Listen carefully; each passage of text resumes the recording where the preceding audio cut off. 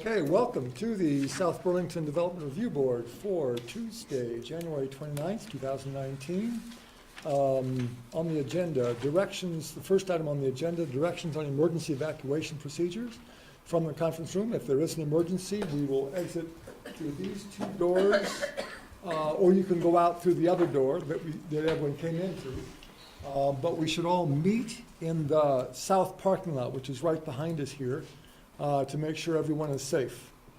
Additions, deletions, or changes in the order of agenda items. We would like to, some of us would like to move number 7 to number 6, but that's probably not possible. Number 3, comments and questions from the public not related to the agenda. Any comments or questions of the public not related to the agenda? Hearing none. Announcements. Do we have any announcements? We have 2 openings on the Development Review Board coming up in July, so if anyone's interested, kind of fun. Sketch plan application 18-30, SD-18-35 of CCOM Federal Credit Union to construct a 1-story, 3,500 square foot financial institution with 3 drive-through lanes and 20 parking spaces on 1 acre at 1680 Shelburne Road. Who is here for the applicant? My name is Jeff Oleski with Catamount Consulting Engineers, civil engineer for the project. Great. And Joe Bollister with P.W. Campbell. We're the design builder with the credit union. Great, and because it's a sketch plan, I don't need to swear you in, but I do have a statement about sketch plans. Sketch plan is a high-level review and discussion where an applicant receives feedback from the board on the major elements of a project before it is fully designed. During this meeting, the board may provide oral guidance to the applicant, which constitutes our determination that the application meets the purposes of the land development regulations. These comments are to help guide the applicant to a later application that meets the LDR requirements and contributes to the goals of the comprehensive plan. It is not a formal hearing and does not result in a binding decision. There will be an opportunity for public questions after the board completes their initial discussion of the project. Members of the public are welcome and encouraged to ask questions or provide feedback at this very early stage of an application. Please direct all questions and statements to the board chair, that's me. The board may choose to continue the meeting to a later date if there are questions that remain to be examined. The future date will be announced prior to concluding this item for the meeting. Upon conclusion of the sketch plan meeting, an applicant who wishes to move forward with their project will have to submit a complete application. The next level of review includes additional public notices and a formal hearing. More detailed description of sketch plan review is available at the back of the room. So go ahead and describe the project, please. Conflicts of interest. I don't consider it a significant conflict, but my former firm that I sold last summer managed the apartment building that is at the rear of this property, and I know, but I bring it up in case any. I have none. None. Other conflicts of interest? And do you have any concerns about? I do not. Thank you very much. Go ahead. So we would just lead off with a quick overview of the project. It's the property. You can see what we're talking about here is the development of amounts to a 1 acre undeveloped property that was previously kind of set aside as part of a planned unit development project that was associated with the Bartlett Brook apartment project. That's the large building directly to the east that was a little kink in it there. That was a 64 unit, I believe, residential apartment building with supporting infrastructure and parking area to the rear. As part of that project, we constructed a curb cut on Route 7 northbound that provides access to the apartment building, but also will serve as the primary or the only access for this development. As you can see on that shared right-of-way, about halfway between Route 7 and the building, there's a split off and a dead-end road that's currently was constructed and truncated there with the intent of providing access to any future development. And so it was set aside as a potential commercial development, and the owner's been evaluating opportunities, and one's come along here that we're going to present to you tonight. Right now, the existing lot is undeveloped lawn, for lack of a better term. There's a few existing mature trees and some clumps of boulders out there that were excavated out as part of the apartment building project, but really not too much there as far as existing development or infrastructure. There is a few utility stub-ups, which we're going to take advantage of, and we can take a look at when we get to the preliminary proposed site plan. But everything would be served by municipal water, sewer, and look to tie into the existing, said shared right-of-way on the south side and sidewalk network. Perhaps if we could go to the proposed site plan, I'll give a quick overview of what we're proposing at this time.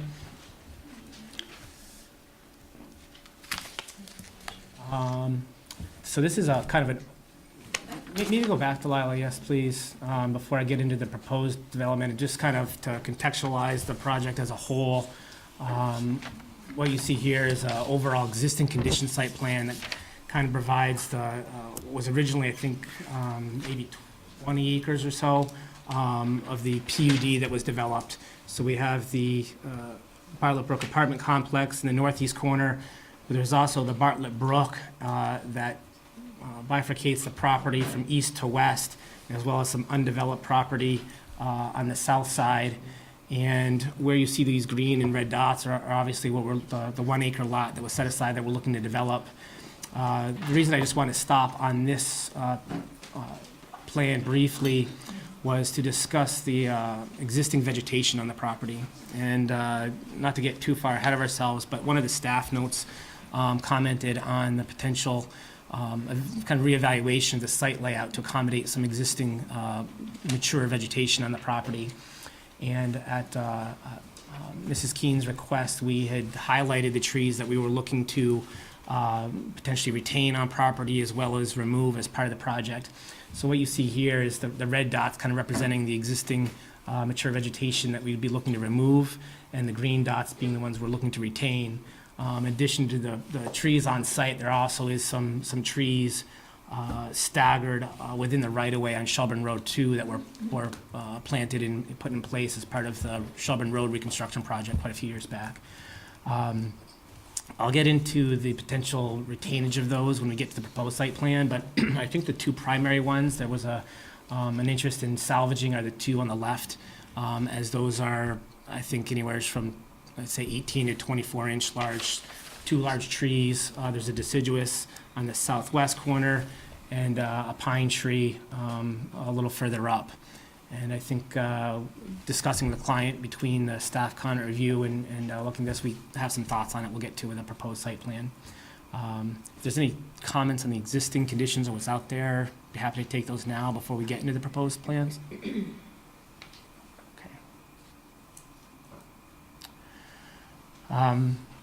So what we're proposing is, I think it's a 3,500 square foot financial institution, banking facility with a significant drive-through component to it, obviously. And so the proposed building, which is the darker shaded area you see on the plan there, would be essentially as close to the building front yard setback as we could get it, without encroaching into that front yard setback, while also trying to accommodate the drive-through component to the facility. One of our original design schemes had the drive-through kind of circling around the building, but after kind of discussing and reviewing the regulations and discussing with city staff, we've kind of come to this alternate layout where vehicles would enter, obviously again from the south side of the property via the shared right-of-way. Kind of been immediately provided two options, and there may be some signage there to direct clients, but there'd be a double-loaded standard traditional parking area to the left for walk-in clients and employees. And then the alternative would be to bear to the right and go to a essentially one-way looped counterclockwise traffic pattern where we'd be having 3 drive-through options. I'm not sure what the breakdown is of ATM versus teller. Do you know that, Joe? Because of the reverse flow, the drive-through, the driver's side's on the opposite side now, because it's a counterclockwise flow. So there's going to be, the ATM is going to most likely be on the last lane because of the lane width due to the columns. The other ones would be pneumatic tubes. Okay. So there'd be, yeah, essentially the 3 lanes nearest the building would be for again, 2 for tellers and 1 for an ATM, and then the far lane would be for bypass vehicles that were in the queue but either didn't want to wait or emergency came up, trying to provide that access. And then all the lanes would exit and merge into a single exit lane and leave the site to the south again. The sidewalk component of this is twofold. We obviously have one on the north side of the double-loaded parking area for clients going to use the facility, and going in the southwest corner of the proposed building would be the primary main entrance. And then we also extend the sidewalk, as is required now, 10 feet wide, down to the Shelburne Road frontage. There is some, unfortunately, we weren't able to provide a detailed grading plan in conjunction with the sketch plan. We weren't quite there yet, but we have developed that a little further since. And there is going to be a significant grade change between the building and Shelburne Road. We're thinking somewhere in the neighborhood of 5 or 6 feet. So that sidewalk down will have a couple steps in it. We're thinking some type of terrace step and handrail configuration, but there'd certainly be a direct pedestrian connectivity to this sidewalk that's on the east side of Shelburne Road. From utility standpoint, pretty straightforward. We have an existing sewer service stub right in the middle of the property on the east side of Shelburne Road. Water, sewer, gas, electric are all been stubbed up and/or are on the right side of Shelburne Road, so we don't have to really do any work out in the right-of-way. That would be too impactful. Maybe some minor impacts to the sidewalk, but certainly nothing out into the roadway. From a drainage standpoint, when we permitted the site, understanding not only the scale of the planned unit development, but also understanding that Bartlett Brook is an impaired watershed. There were some kind of stringent stormwater requirements that we were required to design to. In conjunction with that, though, we had kind of over-designed the stormwater treatment system to effectively treat and account for a build-out of this lot. And so ultimately, the plans that come before you with a preliminary and final will take advantage of the existing stormwater infrastructure, primarily the large infiltration basin you see directly south of the parking lot. All stormwater runoff from the drive-through parking area building will be directed into that facility, and it's been sized as such to meet the treatment standards of both the city and the state. Trying to think about what else. Unfortunately, we're not really at a point to discuss a proposed landscaping plan, but I did want to highlight again, and I apologize, I don't know if the existing trees that we're looking to remove are on a plan that was provided to the city that show the overlay of the two, but for reference sake, the large pine tree that was the upper red dot on the previous plan, yeah, right, Delilah's on top of it, pretty much sits right where that hand is now, or the pointer, so it'd really be kind of impactful from the fact that it's in the building footprint. And understanding there's also about 5 or 6 feet of fill that go in there to accommodate the grading scheme. So we're not too confident we can really manage or maintain that tree in any reasonable fashion, again, without a full redesign or relocation. And I know there was some interest in keeping the building at the forefront of the property and making that the focal point. So, and I think the client would also prefer to keep that situation as well. So I think we prefer to have that tree removed. The other large tree is more or less right at the very end of the west side of the parking area, maybe just a little further right, Delilah. Yeah, somewhere in there. Again, as it's designed now and graded now, it's probably nothing we can retain. If it's something the city is adamant about trying to retain. Again, it's a large deciduous tree. I'm not sure of the health. It's kind of hard to tell these things in the winter, obviously. But we could certainly evaluate that and see if we can look back at some past photos. I know the one Marla provided looked like it was relatively mature, but there may be some opportunity to reconfigure that parking lot a little bit, maybe swing it in towards the building to try to accommodate that. We can certainly evaluate that as part of the design process. But the trees along the north property line outside of pavement limits, we are looking to retain.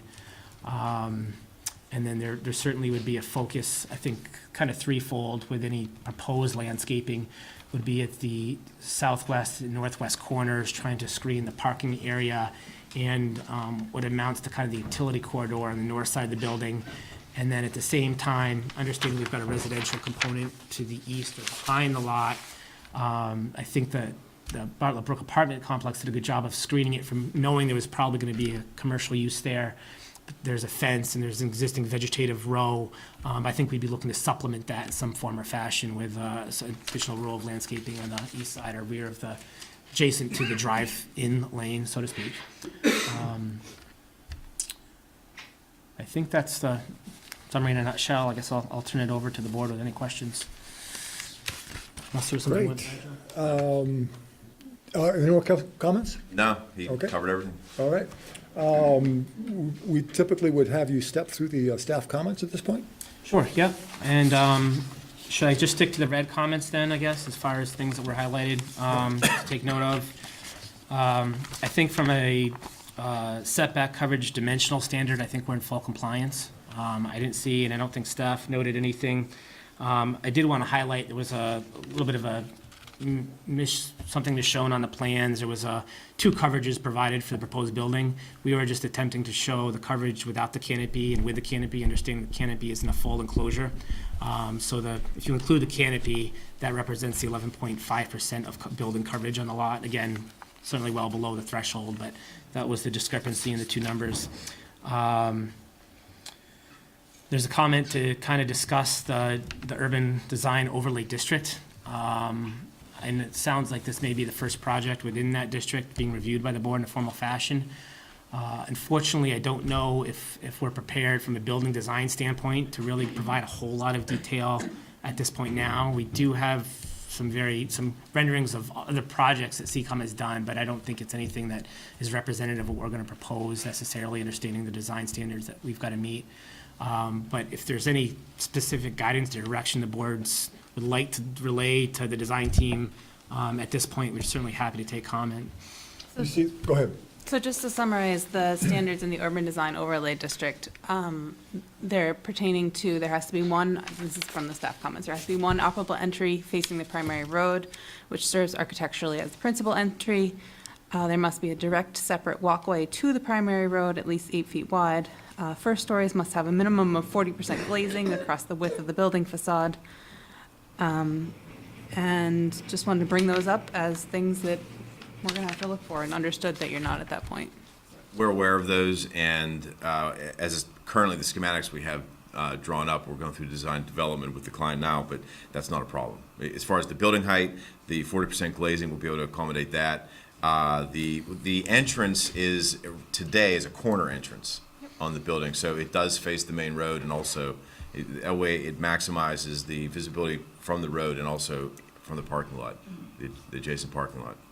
So we don't have any issue with any of that. Good. Next comment.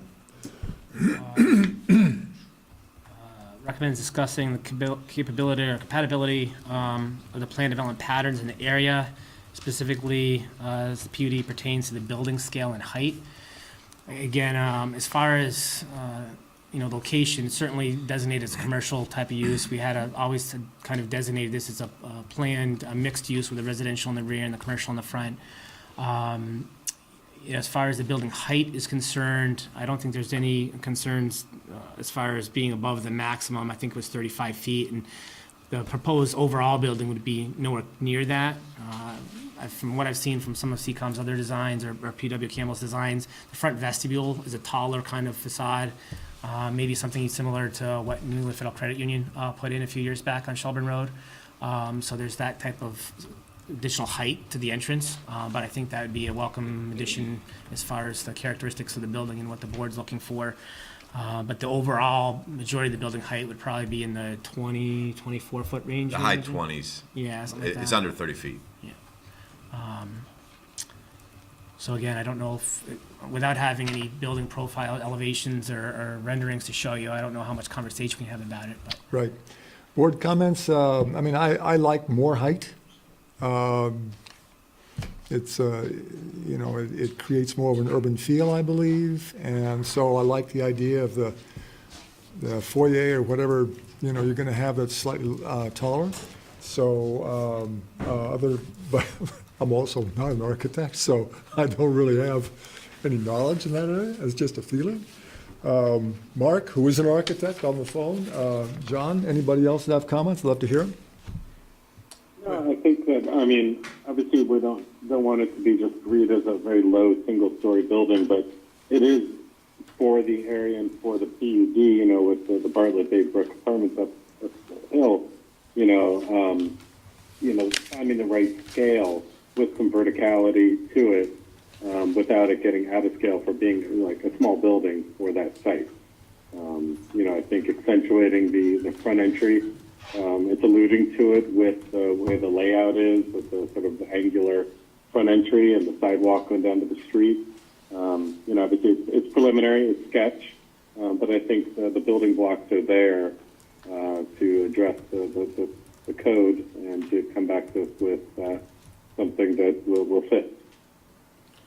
Yeah, also to keep in mind, you do have an apartment building right behind it that wants to take advantage of views, so Too much height is another issue.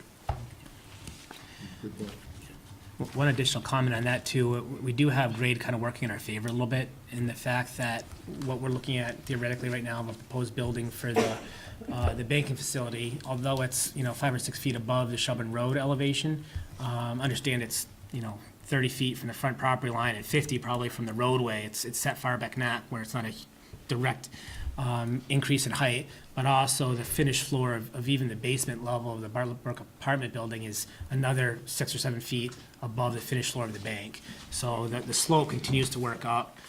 So we're obviously cognizant of the idea of not trying to screen any view and I don't think the banking facility would be at a size or scale that would impact any of the distant views of the lake or the Adirondacks from the existing apartment facility, so. Cool. If no other comments, let's move on to staff comment number 3. Again, we touched on this a little bit. I think if you scroll down a little further there, Delilah, so if you can, in theory, ignore the tree in the direct front, I think the tree to the right and the tree to the left represent the two large trees that represent the existing vegetation, the two red dots that we were kind of looking at trying to salvage and/or not thinking we could. The one on the left is a pine tree, and again, understanding the scale of that tree and its location relative to the building, and understanding there's not a whole lot of opportunity to push the building back, even if we wanted to, and I don't think that's in the interest of the board or the city regulations, with the intent being to make the building the prominent feature and the entrance.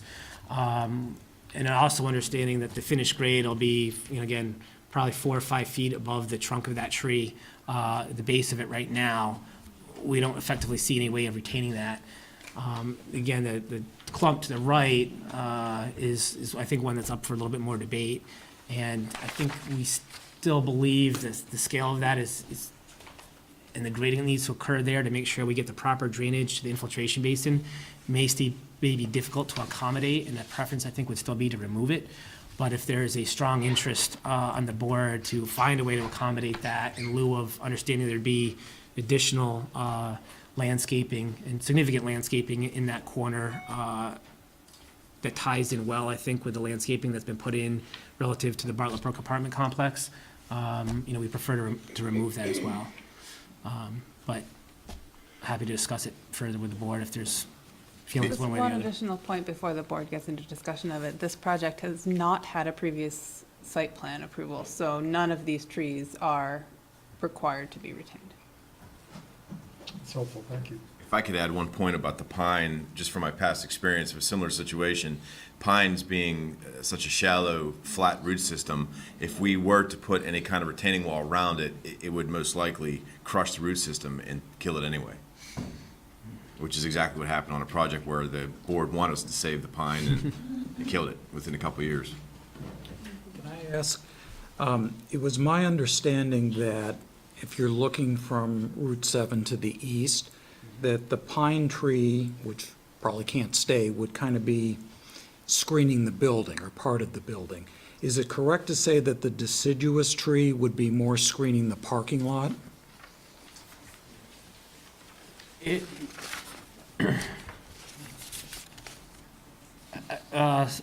guess I have two answers to that. One would be, if that tree were to stay, the parking lot would need to be reconfigured a little bit.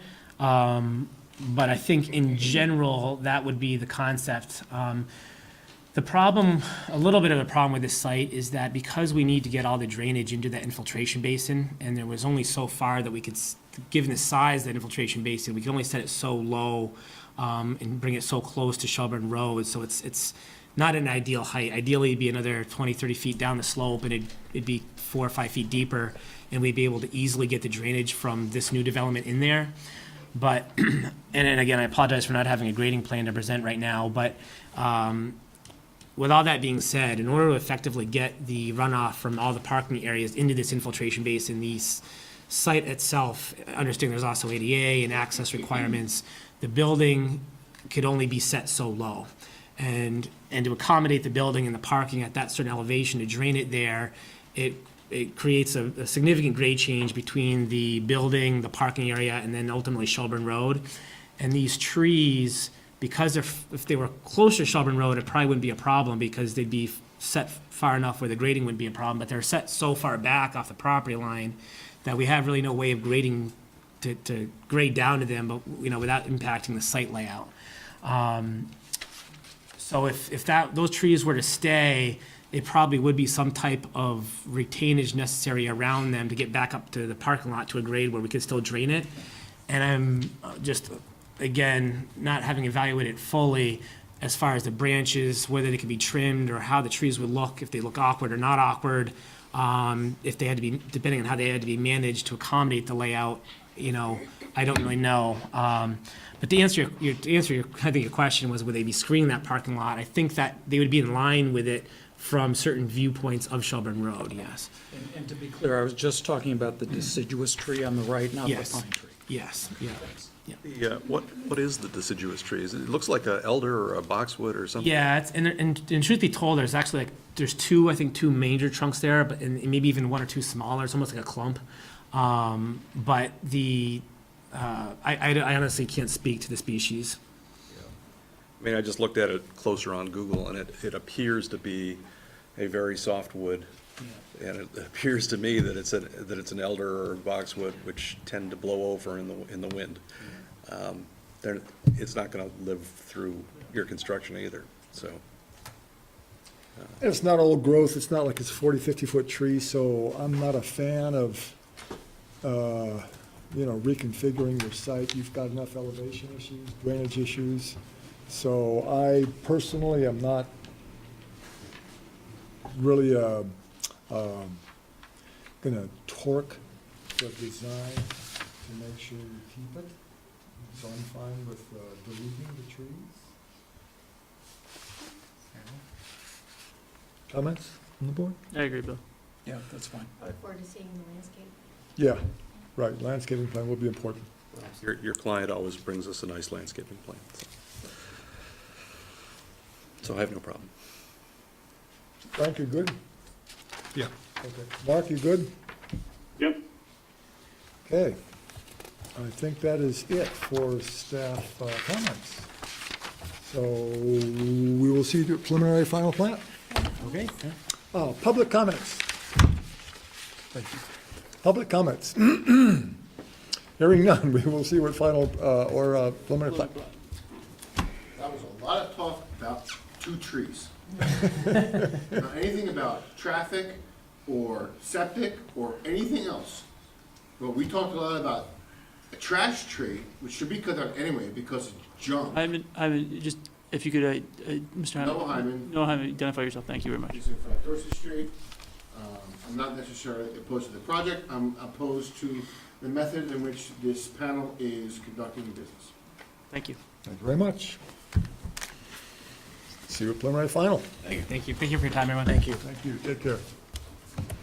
Next on the agenda, continued master plan application MP 1801 and preliminary plat application SD 18-29 of Dorset Metals Associates for a planned unit development on 2 lots developed with 1 single-family dwelling. The planned unit development is to consist of 103 single-family homes, 26 dwelling units and 2 family homes, 20 dwelling units and multifamily homes, 1 existing family home, conservation of 15.8 acres on site, and conservation of approximately 55 acres off-site through the purchase of 66.4 transfer development rights at 1505 Dorset Street. Who is here for the applicant?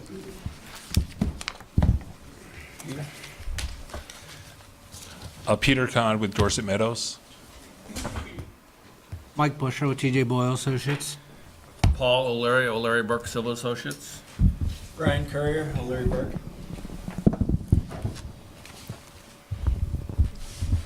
So we had several items for conversation. You have responded to almost all of them.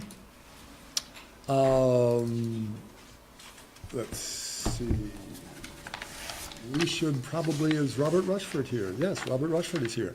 So I think one of the most important things for us to consider is Mr. Rushford's response to Mr. Seth's request that we consider a large part of the development to be non-buildable, off limits to development. So I would like to hear Mr. Rushford walk us through, just very briefly, if you could, please, your memo, and explain why you think the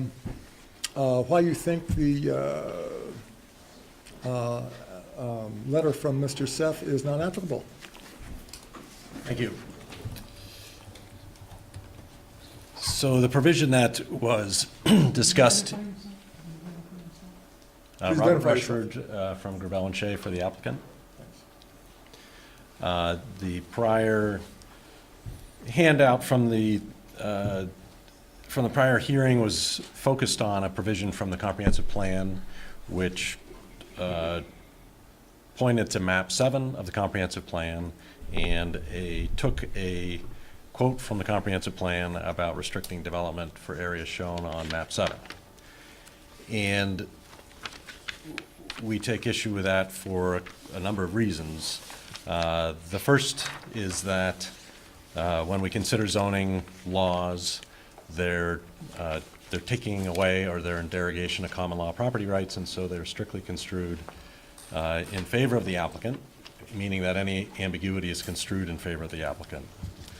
And so there are 2 important cases, one of which you're familiar with is the Jam Golf Course case and the Malgano case, which describe what do we do when we have a comprehensive plan provision as it relates to zoning. And keep in mind, what a comprehensive plan is. It's a policy document, it's a planning document that's worked on by the Planning Commission, and it may have many goals and suggestions for the community as it works towards adopting a zoning ordinance. But the Malgano case makes it clear that a municipality does not have to adopt everything that's in a comprehensive plan, and that a partial.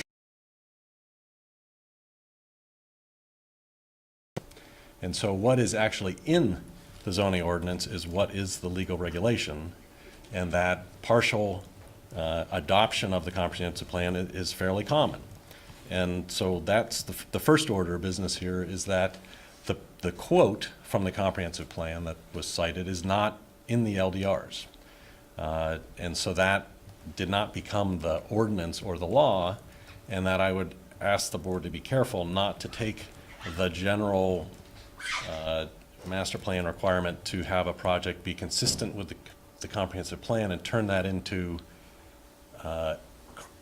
giving every word in the comprehensive plan the effect of being an ordinance, because it's not. It's intended to be consistent with the comprehensive plan to the extent incorporated into the LDRs.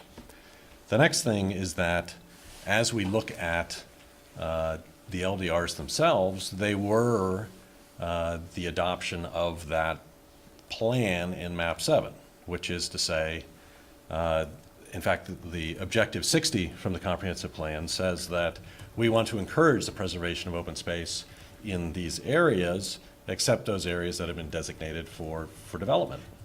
And in the LDRs, as we know, there are, in the southeast quadrant, there are designated receiving zones and designated sending zones. And our position is that the LDRs adopt this conservation plan from the comprehensive plan by specifically depicting where areas will be conserved, which are going to be the sending areas, and areas that will be developed, which are the receiving areas. And the next piece in this is the Jam Golf Course case, where the Supreme Court, and in that case, keep in mind the provision that the Jam Golf Course case was dealing with was actually incorporated into the LDRs. That's not the case here. But even with it incorporated into the LDRs, the Supreme Court struck it down because one of the reasons is they noted this tension or conflict between the TDR sending area, receiving area provisions in the LDRs and the blanket statements in the comprehensive plan to preserve open spaces. And they said, you can't reconcile those two. It's ambiguous, and therefore they said it could not be enforced to restrict. So that's kind of the background on the law piece. The next piece, and I'd like to have our engineer speak more to this, but essentially, when we look at map 7, we believe that it's really a mapping tool to identify resource areas that are of importance, and that it specifically has disclaimers on it saying that it is not to be relied on, and that a field verification is really what needs to happen. And that when this area was field verified by our engineers and with the consultation of the Agency of Natural Resources, the areas that are worthy of protection and are where there is a legitimate state interest were designated and were protected, and as are shown on the plans. And our final point would be, if when we talk about the Constitution, there are areas of legitimate state interest where the state and municipality can say, this is a type of area that should be protected. And there's been cases that have tested the limits of what are these legitimate state interests, and wetlands is a great example. Wetlands are legitimate state interests because of the environmental significance of those areas. And so there is now a standard method for identifying wetlands, for delineating the wetlands, and that those areas can be restricted for development. But there has to be a legitimate state interest to restrict. So you can't simply say, we feel like it should be much bigger in area of protection. If you can't point to resources on the ground that are worthy of protection, you can't really go further to restrict. And that's sort of our position here, is that when these areas were delineated, they were identified and shown on the plan. So I'm happy to take questions, or we can discuss the delineation process. And specifically, it seemed to me from your memo that the Supreme Court was discouraging standardless discretion on the part of town zoning boards to expand areas that are unavailable for development. So, yeah, so board comments. Mark, Frank? I'm going to have a lot to say and a lot to ask, so I'd like to defer first to anybody else on the board first. We asked you to come with a comprehensive memo, and you did. You delivered it. Thank you for that. Yeah, I agree. I mean, this is sort of the historical way we've always reviewed these types of conditions, where a comprehensive map outlines an area of sensitivity, and then further engineering and clarification is done by the property owner and engineers of record to solidify it and narrow it down and actually, identify the actual constraints on it. And the memo and investigation and presentation does appear to do that. Jennifer? Good. Go Frank. Okay, I beg your indulgence, everyone. Oh, First, and by the way, 9:30 is our cutoff time. first, For Frank or for the whole meeting? First, let me say I appreciate the diligence that went into the response. This is not a blow-off. It was a serious piece of work, and I respect that. Secondly, we have, at least in this proceeding, something of a difference of view of the scope of what the Supreme Court has disallowed. Let me be clear, because I think I'd like the board to at least have the benefit of this view, whether or not it agrees with it. It is true that a mere statement in a comprehensive plan that says we think a lot of land should be preserved, or this area ought to be preserved as desirable. In other words, anything stated as aspirational has no binding effect unless it's somehow incorporated into the LDR. And then it has to be incorporated definitely enough so it's enforceable. In those broad terms, we are in agreement. Here, and just by way of preliminary, and it's bothered me not just in this case, but in others, we have, whenever you do a PUD, you have an explicit provision of the PUD rules now the PUD rules are in the LDR, let's be clear. They are a part of the LDR. What they say is, in part, the plan, the PUD, must be consistent with what? The goals and objectives of the comprehensive plan. Now, it might be a fine stroke, but I know Mr. Rushford understands it.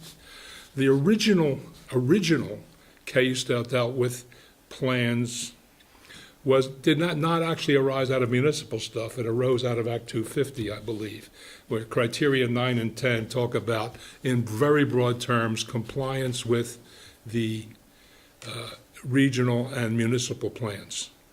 And the court, I can't remember the name of the case, said way too broad. And that's when it set up the basic rule distinguishing aspirational goals, so to speak, of a plan as distinct from a regulation, and mandatory goals. And what it said, what that Act 250 case said, I'm paraphrasing, was if the comprehensive plan says you shall not, or you shall, or it's imperative, or if it's a command, that's what the statute means to incorporate. Here, we have something very similar. We have a regulation, the LDR, that says your plan must be consistent with the goals and objectives. So it doesn't say you have to be consistent with the plan. It says you have to be consistent with the goals and objectives. There are certain things in the plan that are identified as goals and objectives. That includes conserving conservation areas. Now, compellingly, and you rightly cite it as the core of the matter here, the plan says that if you're on map 7, I'm paraphrasing again, but I think it's a fair paraphrase, land shown on map 7 is off limits for development. And it says it is off limits for development regardless of their setting or context.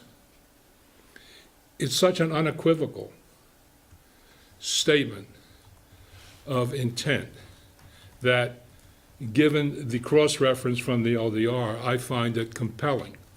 So your entire, and what I want to get to, I hope, does Mr. Seff have a copy of your memo? I do now, thank you. All right.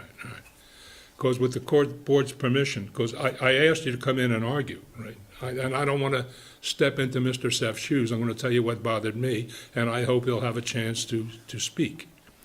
The entire section, even though it's well done, of your memo that deals with Supreme Court construction of mandatory or aspirational, I think is not relevant to the question, because I think the cross-reference from the LDR and the unmistakable language about what happens if you're if you're on map 7 surmounts that argument. I could be wrong, but that's what I think, at least at this level, for the purposes of my vote. What I find more compelling, and that I don't know the answer to, I'm going to ask Mr. Seff to address, is if map 7 is in fact a mistake, then that has force for me. And I also would like to hear what he has to say. So can you tell me what you mean by that? Actually, maybe it's not a question for you. In what way exactly is map 7 mistaken? Whoever wants to respond. Let me talk about map 7 a little bit. Could you bring up map 7, please? Ooh, it's in. So map 7 is the primary conservation area. Yeah, it's after the memo, right. So if you go into the, sorry, not supplemental, C, 6C.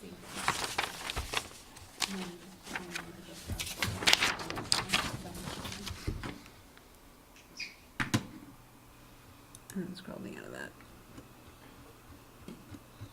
15 I pages. appreciate you attached it here. It was kind of hard to see on the reduction.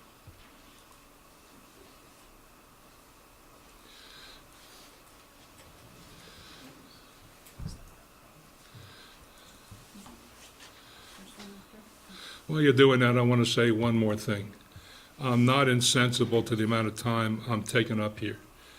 I think I've thought about it a lot. I think it's important for both sides of the equation. If Mr. Seth is right, or if the neighbors are right, then killing the matter now saves everybody 6 figures. If the neighbors are wrong, and they're reasonably persuaded, it saves everybody 6 figures. So I don't think, because this is not a trivial matter either. I mean, if Mr. Rushford is wrong, his project is toast. So it's a very, very important issue with a whole lot of money and the interest of a lot of people at stake, and that's my rationale for talking so long. But in any event, what's the error in map 7? All right, so on the screen is a map 7 exhibit that we prepared to go with Mr. Rushford's memo. So it's actually, the map 7 was created from the 2014 South Burlington Open Space Report. If you look on map 7, it's not reproduced on this one, but there's a disclaimer actually on the bottom of the map. And the disclaimer says that the map's for reference use only, that the city doesn't guarantee the accuracy of the map. So first of all, we have a map that has a disclaimer on the bottom of it that says it's for reference use only, right? So the two items that we're concerned with is the wetland portion of the map and then the repair and connectivity portion of the map. Now, if you read the 2014 Open Space Report, it tells you where the data came from.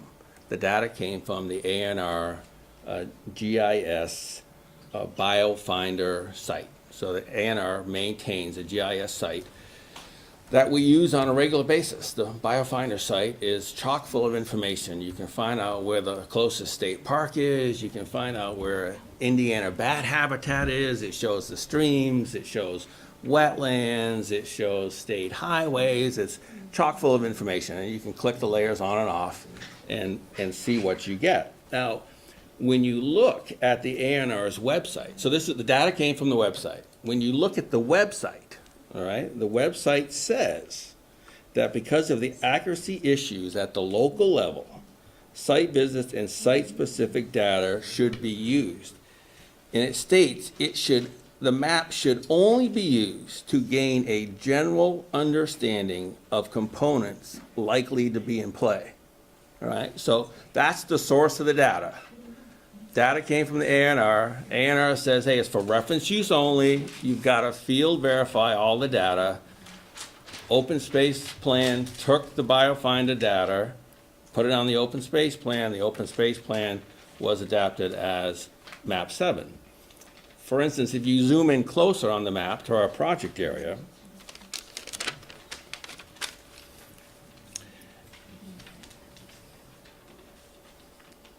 and if we look at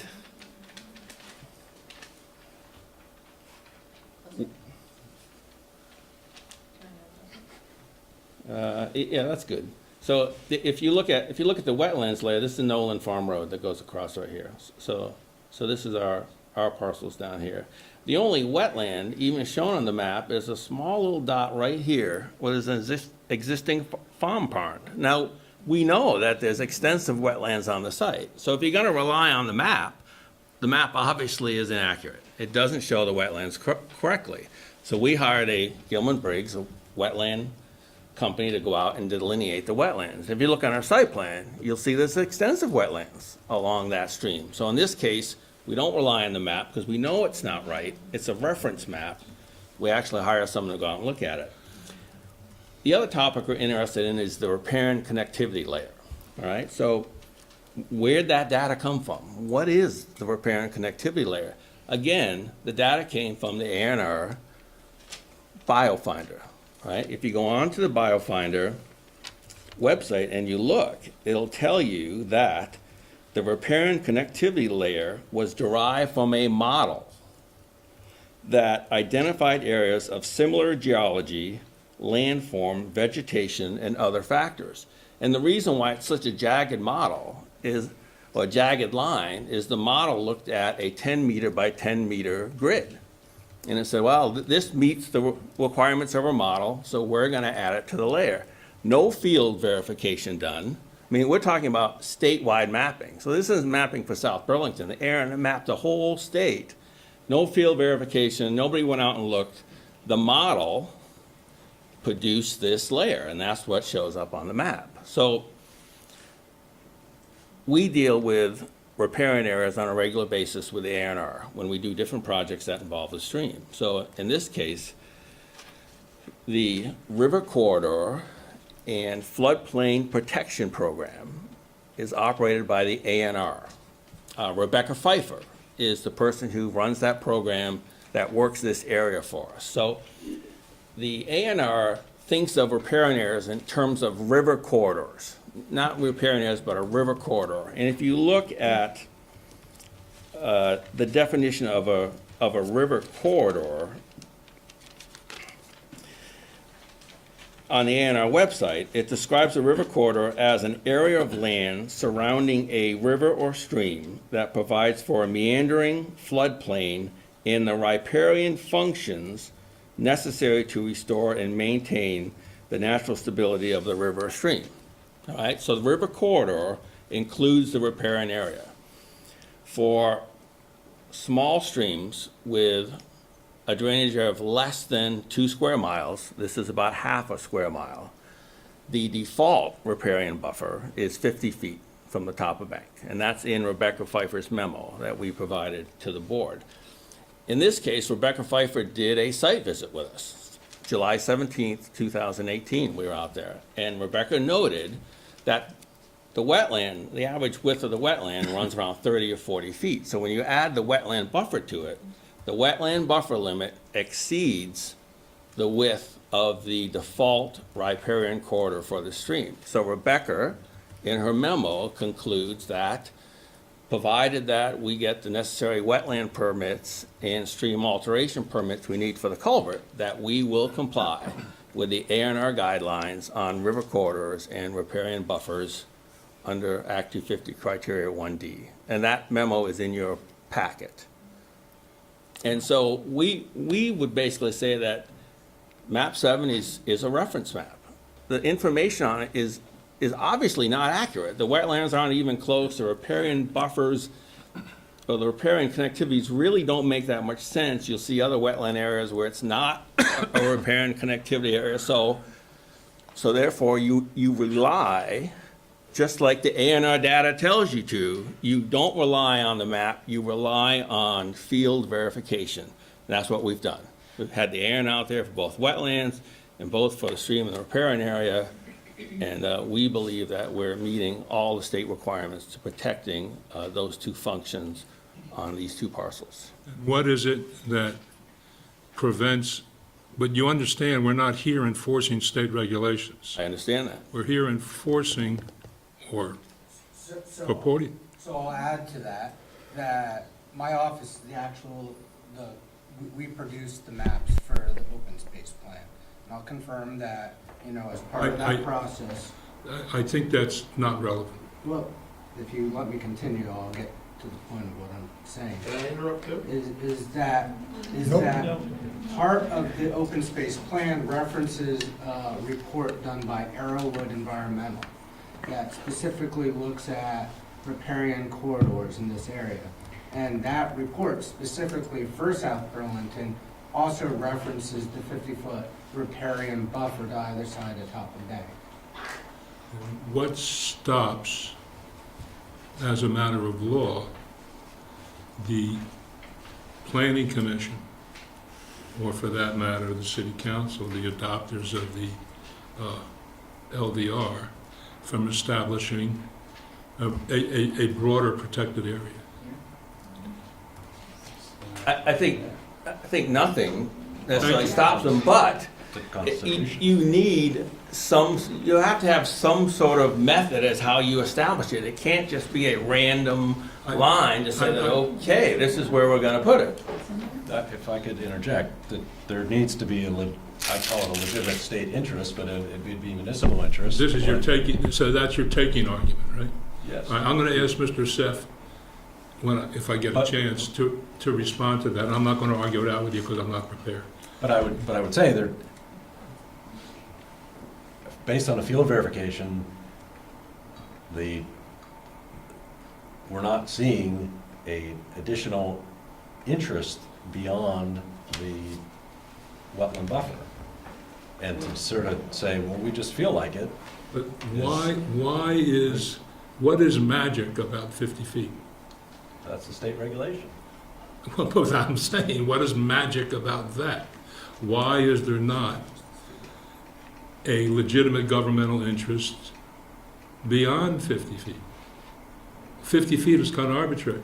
I'm not saying there should be or there shouldn't be. I'm just trying to find the principle that prevents the South Burlington Planning Commission from saying, and the City Council from saying, as it says, not in the plan, but in the LDR. Now I'm looking at page 143, 9.06B3 of the LDR, which is the regulation, saying for the southeast quadrant, existing natural resources on each site shall be protected, paraphrase, including conservation areas shown in the comprehensive plan. I'm quoting from the LDR. I think Please, the answer is... let me finish a second, all right? So my first question is this area a conservation area shown in the comprehensive plan?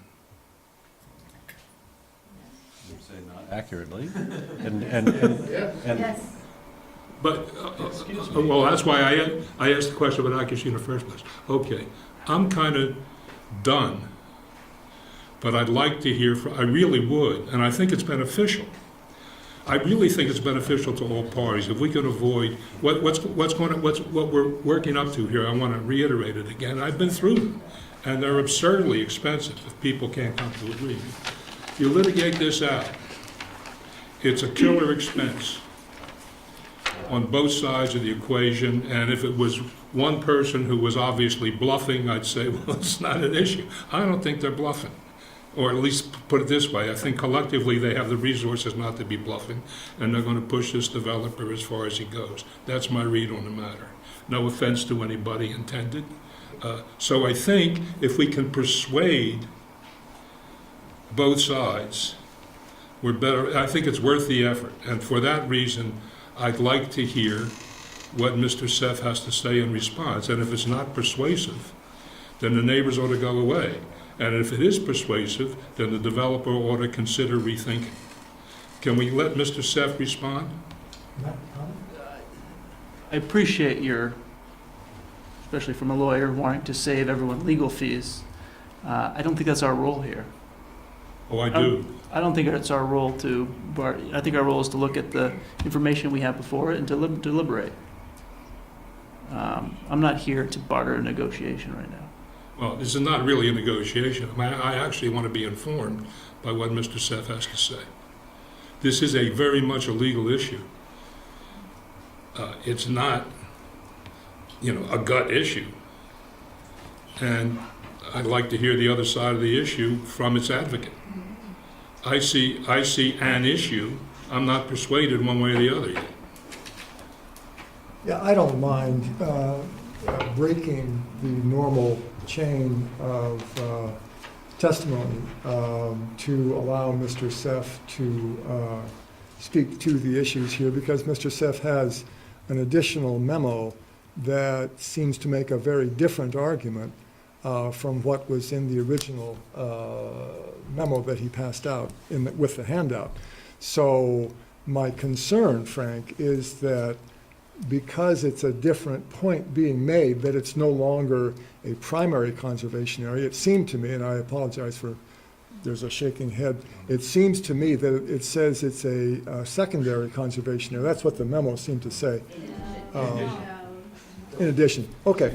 So the question is that Mr. Rushford may not be ready to respond to an assertion that it's in addition a secondary conservation issue.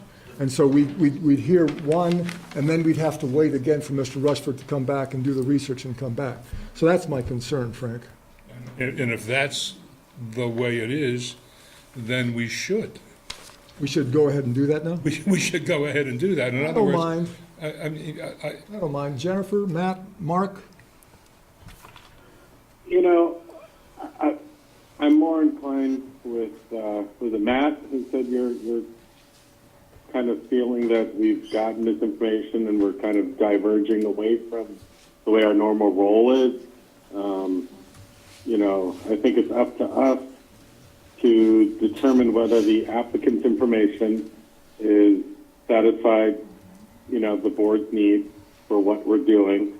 And, you know, yes, obviously, you know, Mr. Steph is going to have a rebuttal comment, but that's something we just take as, you know, just as we've done in other projects that are controversial and have different sides. And we take them under advisement. But, you know, and where it goes from there, you know, it's not our job to litigate it at this stage of the project. Okay, so there's two who say no. Jennifer? Yeah, we'll be getting to hear from all sides anyway. I really don't have a preference on the order. Okay. All right. Okay, so we will continue with the board interaction with the applicant for now, and wait to hear from Mr. Seff as part of public comment. So, thank you very much, Mr. Rushford. Appreciate that. And we can go back to staff comments.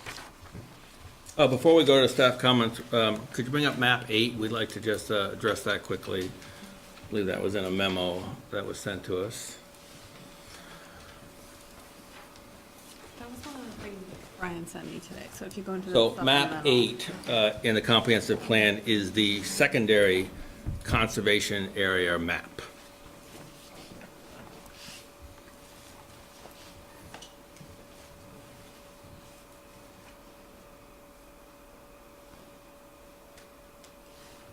So I don't know if there's another version of this with some. That's fine, yeah.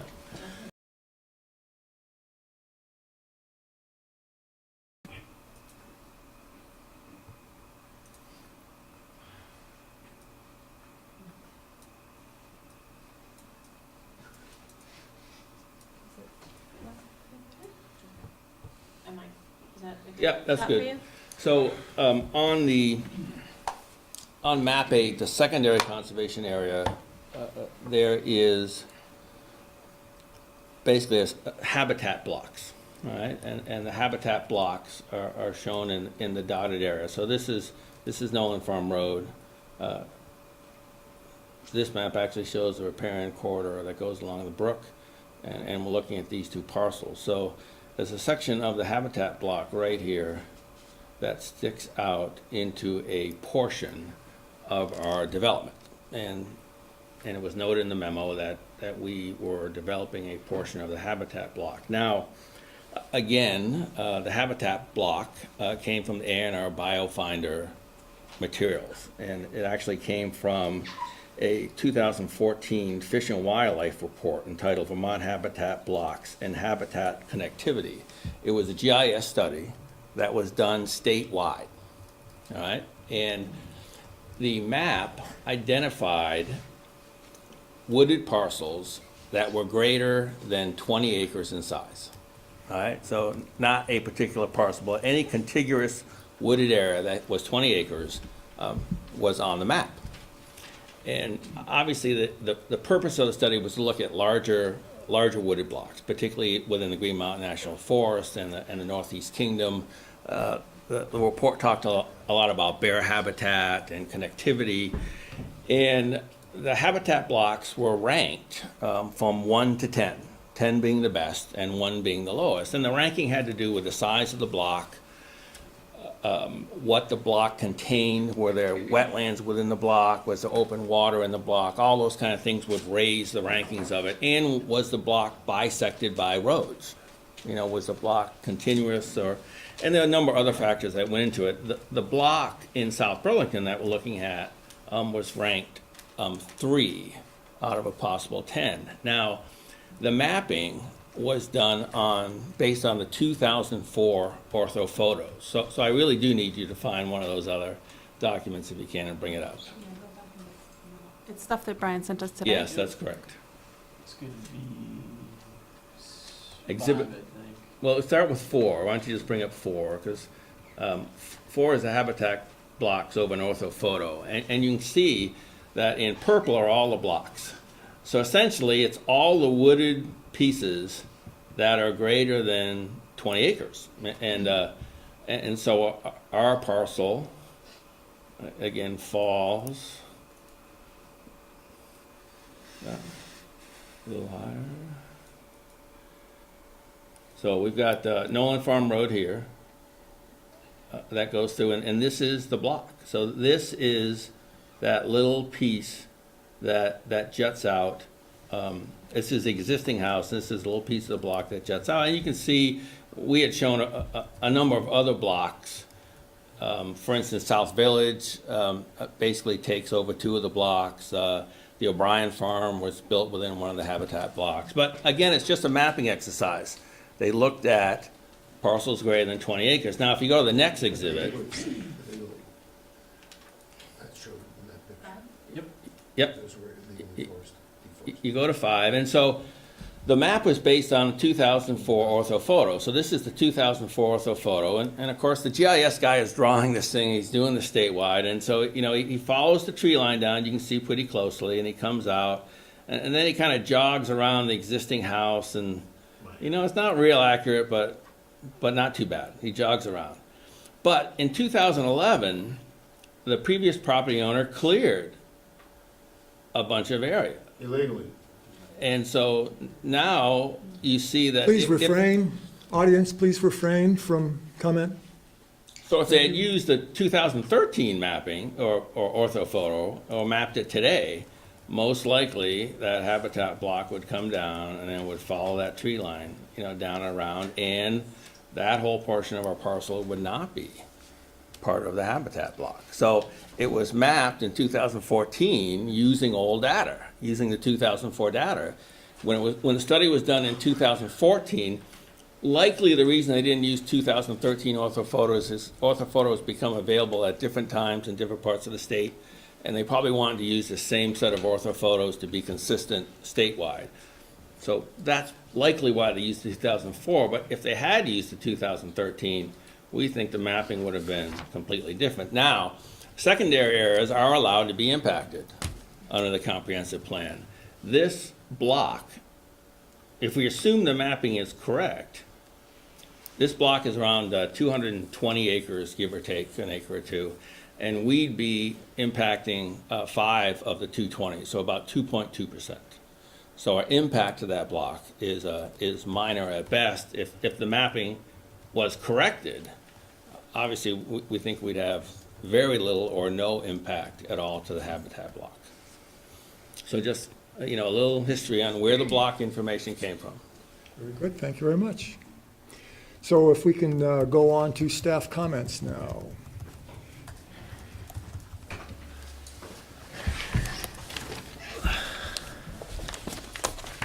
So we've already dealt with question number 1. Yep. With that. Son of a gun. Number 2. Number 2, the applicant notes the provided coverages may change during building permit process depending on actual building footprints and lot layouts.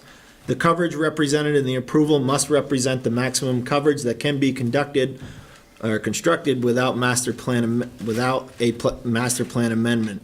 Staff considers the board should direct the applicant revise the coverages to reflect the maximum anticipated, and that the table can be footnoted to indicate the values that are maximum. So calculating coverage for a new development can be hard because you don't know exactly what kind of buildings, driveways are going to be put on. So this was our kind of average, and we did footnote it and say that the coverages may change depending upon what actually gets built. Staff has indicated that they want us to provide maximum values, and we can definitely do that. Great. Yeah. Next.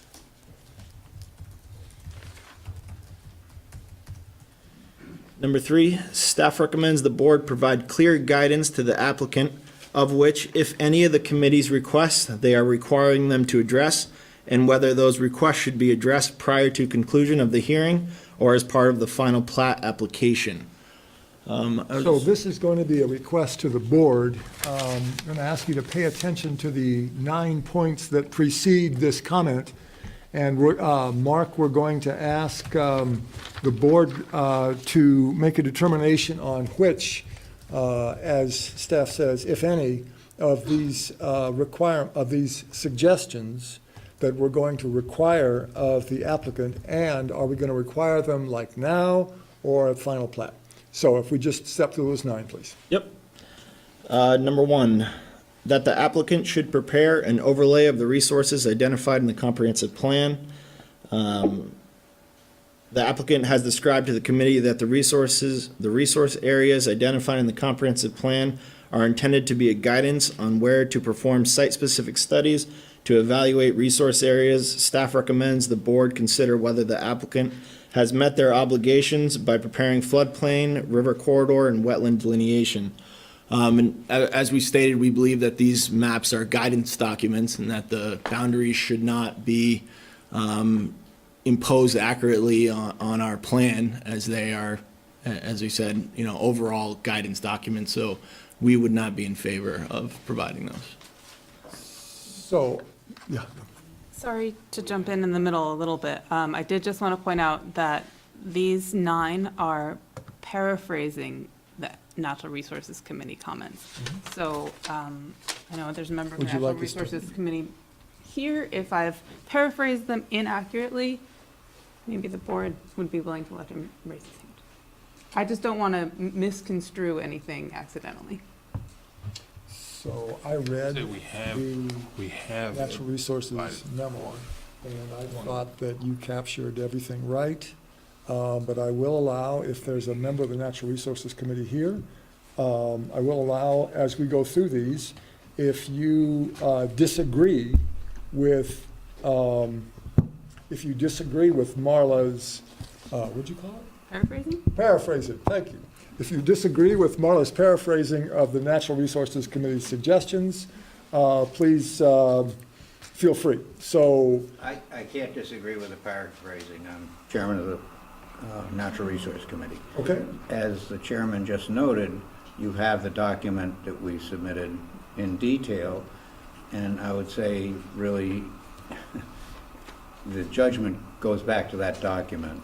The paraphrasing, if you're happy with the paraphrasing, fine, but it's really the document that we submitted that would be the controlling thing, I think.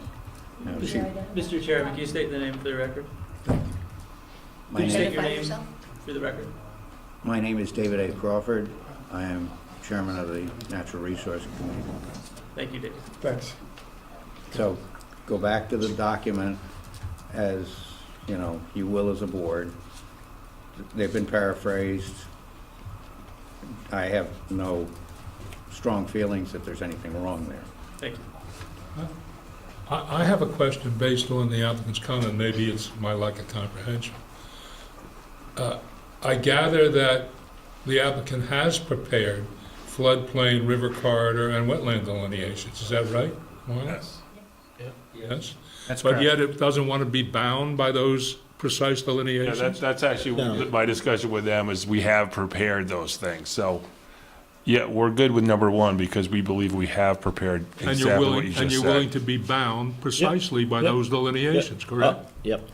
All right, that's the end of my comment. Exception to the wetland crossings where it's Right. permitted. Except for the wetland crossing, but other than that, yes.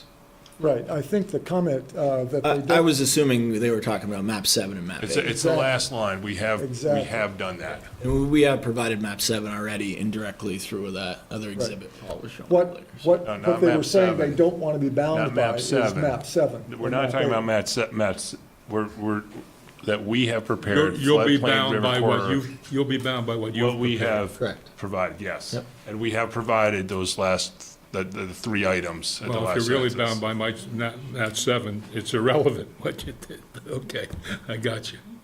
Thank you. So why don't we take a quick look at those maps so the board can see them? And this would be overlay maps. Overlay maps? Yeah, well, so that's what Mr. Crawford's memo says. The overlay maps should be required as they assist in the evaluation of the development's effect on natural resources. So if we take a quick look at those maps from the applicant. So, I'm confused. Are we talking about overlaying map 7 and map 8 over our project, or what we're proposing as the river corridor and wetland boundary? What you're proposing. Okay, so you could just pull up the site plan, would be fine. And do I correctly understand its natural resources position that that's insufficient and what they should be bound by?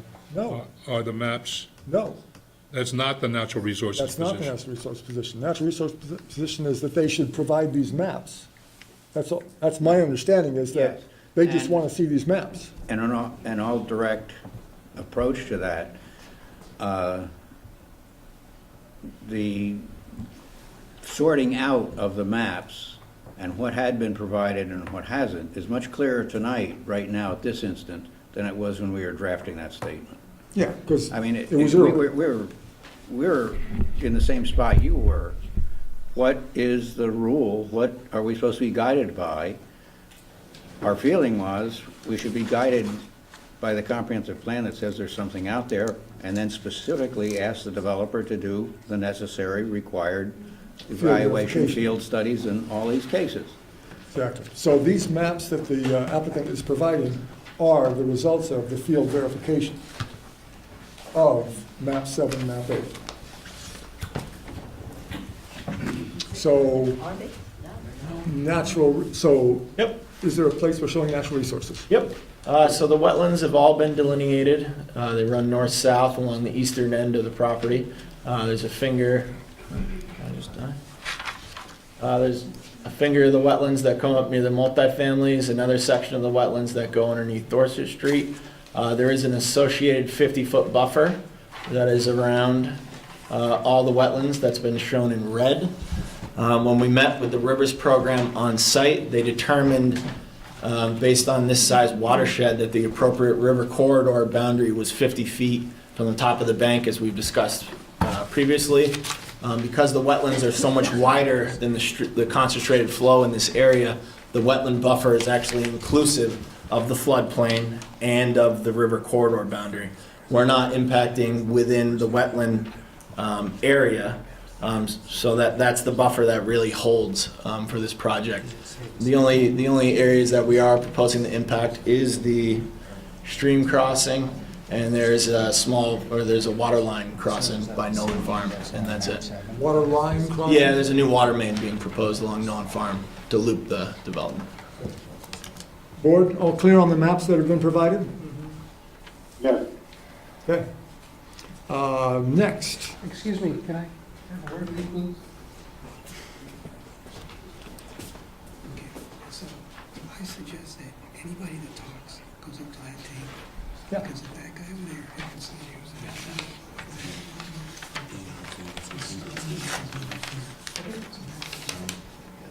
Very good. Thank you. Next, on the comments. Yep. Number 2, that the board require the applicant to include the Natural Resources Committee in the Act 250 process. The city does have party status in the Act 250 review. On the next page, staff has noted that this might be over the, or outside of the DRB's authority, and that it might be more of a city council issue, so. Right. So I agree with that. Mark, everybody okay with that? It really is a city council issue? Very good. Okay, next comment. Mr. Chairman? Yes, please get near the microphone. The Like real close to the microphone. Real close, okay. In our conversations with the developer, we talked about this and how it was going to be later in the game. And we asked the developer, if I'm misquoting him, he'll correct me, I'm sure, that he was willing to involve us when he was developing those Act 250 plans. And that's what we were trying to speak to here. Okay. We're just trying to say, yes, we appreciate that we could be involved. This is something that's going to be down the road. It's not something here tonight, but it's a natural resource issue. Okay, and it's not our issue because we can't force them to do that. So you or somebody should go make sure that the city council appoints you to be the city's representative in the Act 250 process, or something like that. Because I'm sure the city engineer has to be involved, DPW, all those guys have to be involved as well. So it's not our issue. Yes, So- but if the developer voluntarily does it, then True, that's fine it's a too. lot simpler. Very good, next. That the applicant reconfigure the wetland crossing to allow passage for larger species. That was the wetland crossing that we were showing previously. Currently, we're proposing a 6-foot pipe arch culvert. It was the recommendation of the Rivers Program and the Army Corps of Engineer. We're going to be required to obtain a stream alteration permit. And the existing culverts on Nolan Farm Road is a 30-inch. On Dorset Street, it's mapped by the state by 24, and the existing driveway that we're actually removing is a 42-inch culvert. So we're greatly increasing the passage. So, Mr. Crawford, currently. if you'd step back up, please.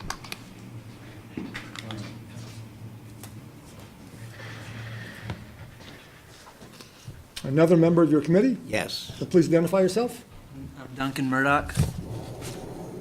So 6 feet, it's a big number to me. Do you want it bigger than 6 feet? The issue, as we understand it, is that there are some animals that'll go through underneath that 6 feet. Deer, larger animals, will have to go up on the road and down. 6 feet, not big enough for a deer. Big rack. It's submerged, so it's not a 6 foot, it's submerged in the water, so it allows aquatic species to pass through. Yeah. There's no shelf on either Gotcha. side. This is a So minimum you would like, requirement. what number would you like? We haven't arrived at a number. We want to explore the possibility, first and foremost, that they are willing to establish a more than minimum size culvert to accommodate 6 feet for is larger minimum? species. No. Yeah. 6 right. feet is what Army Corps and the Stream Corridor folks requested that we put in to allow for adequate aquatic passage and small animal passage. Obviously, any deer has to go up over Nolan Farm Road, has to go up over all the other roads.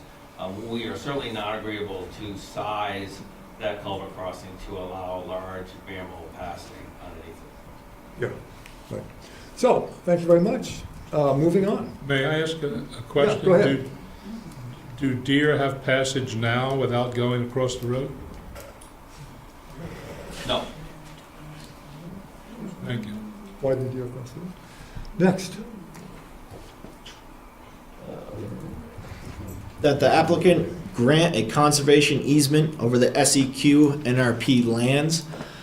So we feel that the area in the NRP is protected through city zoning.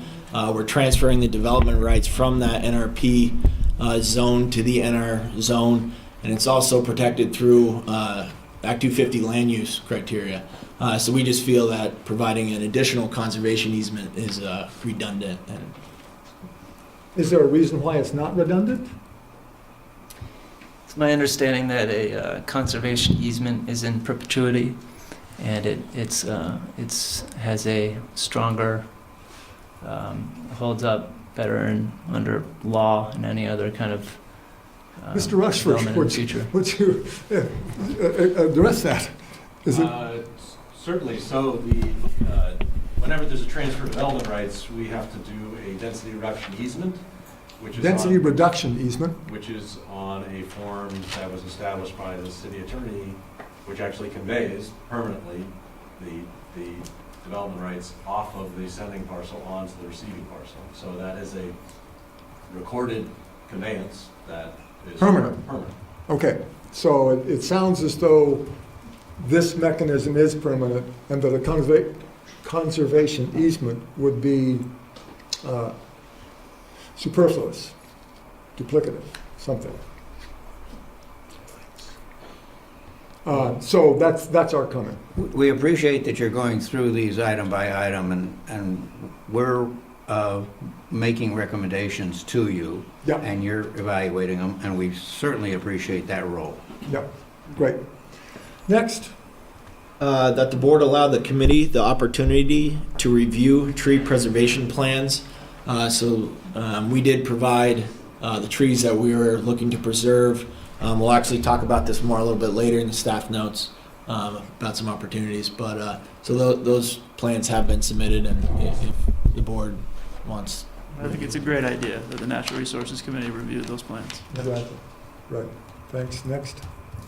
That the applicant plant whips of native species trees at 10-foot spacing throughout the river corridor and wetland conservation area. So currently the wetland area is hayed all the way to the wetland boundary. We're establishing a 50-foot wetland buffer that is not there today. In order to revegetate this area faster with native species, the Conservation Committee and the State Wetlands Program has said they're in favor of planting whip native species at 10 feet is the recommendation, and we're okay with that. So, it's not on our current plans, but it's something we can add for final plat. That's great. That's Thank good. you. Thank you.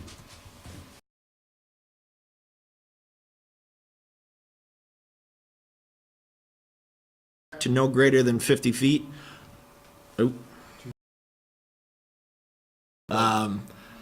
The 50-foot is a standard that the Agency of Natural Resources dictates for a Class 2 wetland. And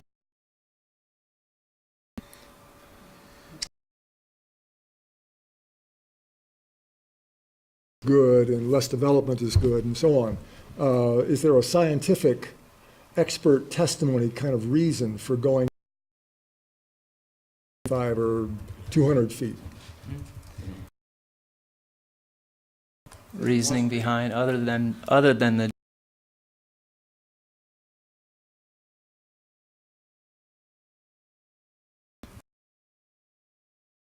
management plan and the plan application, we've agreed to create a dog park or on or nearby the property. So we're already providing we are paying we're just not, it's not one of. How strongly does the board feel? I don't feel strongly at all. Yeah, there's a lot of recreation area included. Yep. Informal. Yeah, I would Yep. prefer not. No. Prefer not. Okay. Frank, Mark?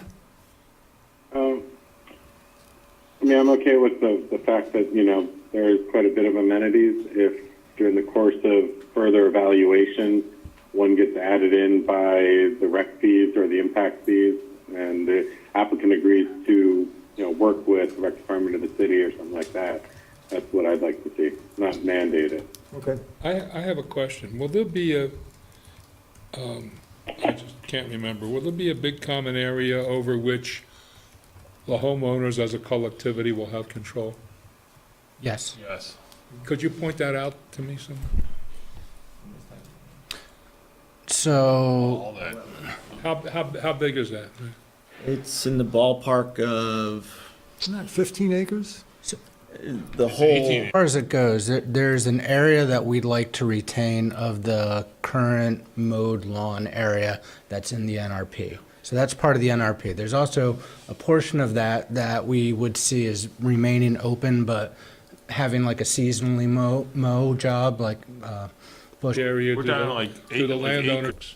So then they're all, Probably more. It's more Probably than around 2 acres, 2 to 4 acres. There'll be a Yes. homeowners association. Yes, and that will, and And if the, they want to fence off an area, or you, I'm a cat guy, I mean, we trying to figure out is for room people for to that. have their animals and make a collective decision about what to do about it, that's all. Yes. Well, there's one comment of none, a comment about land management plan. So management is handled through pesticides, which we against creating a plan to regularly spray pesticides on the site. Developer is going to have limited control over the site as far as they're going to develop it, it's going to be sold, it's going to go to the homeowners association. That's right. Having a planting plan trying to foster the appropriate species would be our approach. An ongoing invasive management plan would be, in our opinion, overly onerous for us to continue and maintain.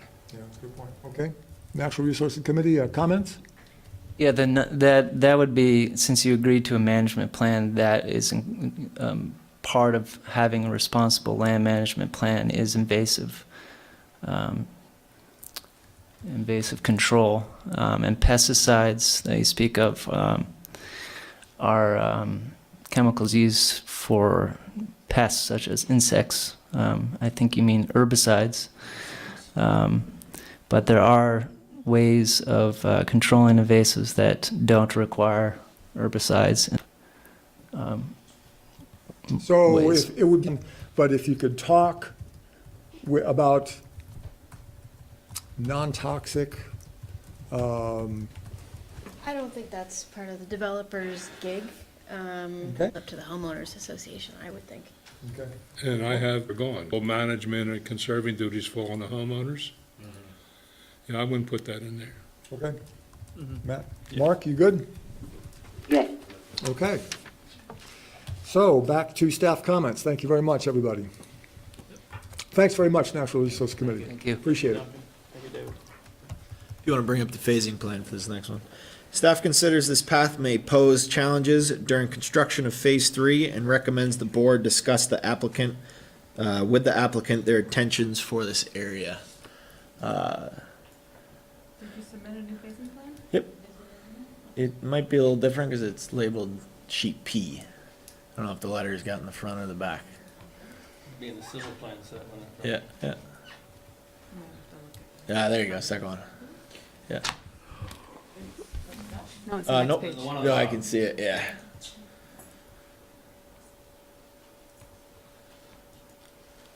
So at our last hearing, we were asked to designate the public areas or the amenity portions within the phasing plan. As it says in the staff report, it's basically done by how close they are to that phase. So Phase 1 has this trail connection. It has the recreation path.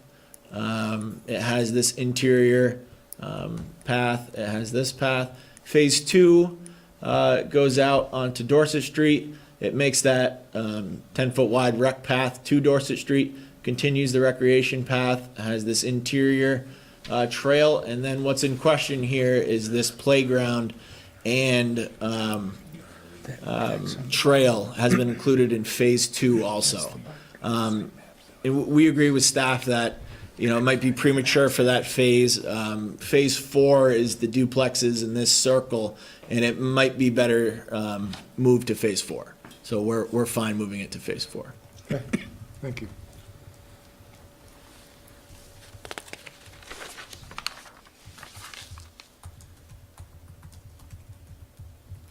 Okay, number 5 and 6 kind of go together. Staff is concerned with the proposed configurations of units 88 through 91 directly abutting the SEQ NRP. Staff recommends the board discuss whether the proximity to the SEQ NRP is appropriate, and if there are no concerns, at minimum, consider requiring a permanent fence to be installed along the boundary to prevent encroachment into the NRP, and requiring conditions protecting the NRP to be included in the homeowner association documents to be submitted as part of final plat. And just keep going to 6 as they're related. To a lesser extent, staff considers the configuration of lots 82 through 87 may also result in the encroachment into the NRP, and recommends the board consider requiring a permanent fence to be installed along the boundary, and to have the undeveloped status of these lands be included in the HOA documents to be submitted for final plat. So if you pull up the site plan, the next one down. One more.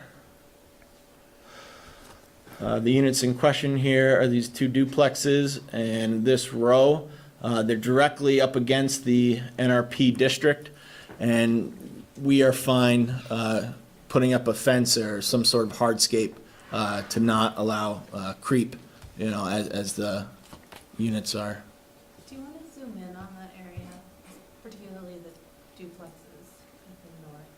Yeah.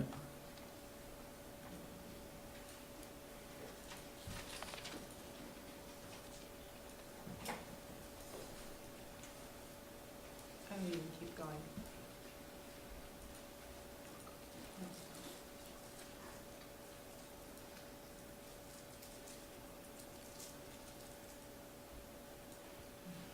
Yep, so here are the duplexes, and this is the NRP zoning boundary. So they are right up against the clearing limit and the zoning line.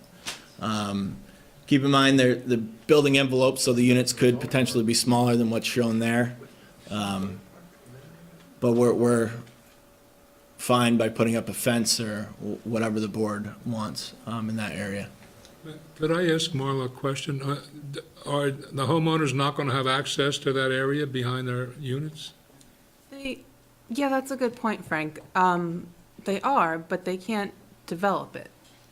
So Mow it, right? Shouldn't we require any barrier to not, to be gated or in some other way to allow ready access for the homeowner? I mean, it's part of the amenity. And I think that's part of the puzzle of this situation, because those homes are so close to the NRP, but we want people to passively recreate in that area. Should there be a physical buffer to allow somebody a strip of tomato plants? I'm not even saying that. I'm just saying they ought to be able to get to it. Right, but We're if the not talking about a homes- barrier though, right? We're just talking about delineation, right? Yeah. Some sort of But hardscape, if the whether it's a steps boulder or a are fence. 5 feet away, the steps off the back porch are 5 feet away from where thou shalt not touch. Is that really a good idea? Or should these people have a little bit more space behind their homes before they get to thou shalt not touch? So one thing I would say is that those stairs were actually used on the ones on the other side of the road because we were specifically asked to give some sort of indication that those units would have some sort of a dual face. So they addressed that public green space as well as addressed the road. I actually wouldn't see those stairs being on those units. Those are probably just decks off the back, probably wouldn't have a lot of access. Take those away, quite honestly, it's nice to have a unit that's up close against the woods and, some split rail fencing, some indicator species, a couple boulders to delineate that. We do have 10 feet between the units and that space. So, there's lots of other examples in the city where you have a similar relationship between wetland boundaries or wetland buffer boundaries, other items, and those footprints are a little, illustrative. So I think we could take that into consideration when we're actually putting a unit onto that site, is to orient it so you're not giving somebody a staircase that when they step off, they're right onto the NRP district. But I also want them to be able to pass through into the NRP. I mean, could we have broken fence? Say you had 20 feet of fence and 3 feet of space. It's, I think that would be the goal. I would also note that they're condos, so that they don't own the land, so the possibility for creep, like if it was someone's backyard where you buy a single-family house, you expect to use your yard more than a condo. So I think it's a... Yeah, I think it's going to be important to have some sort of physical delineation, whether it's just a bunch of boulders that can't be moved, or, some sort of split rail fence or something. I don't think it needs to be, I'm certainly not chain link or brick or anything like that, to get to Frank's point. You do want people to enjoy the view out their back. Yeah, I think the intent is not to mow into the NRP, not to prevent access to it, but just that they don't mow a little bit more every time, and all of a sudden, there's a lawn where there used to be woods. No barbed wire, no big, beautiful concrete wall, right? Razor wire. We'll get to glass we'll get at to the public top. comment later. Very European. Mark, Yeah, Mark. Yep. anything on this I like the topic? idea that putting up a split rail fence, but not having it be a complete barrier. and I'm also not as worried about it along the condo project, or the townhome homes, as the discussion has gone. I'd like to see some openings in it, just so it's a visual and physical barrier, but not a, solid wall fence. That identifies the limits of it. And I'd like to point out the single-family homes are backing up to this 2 to 4 acre open space that is mowed. So that it's not an issue with those. We really are just talking about the condos.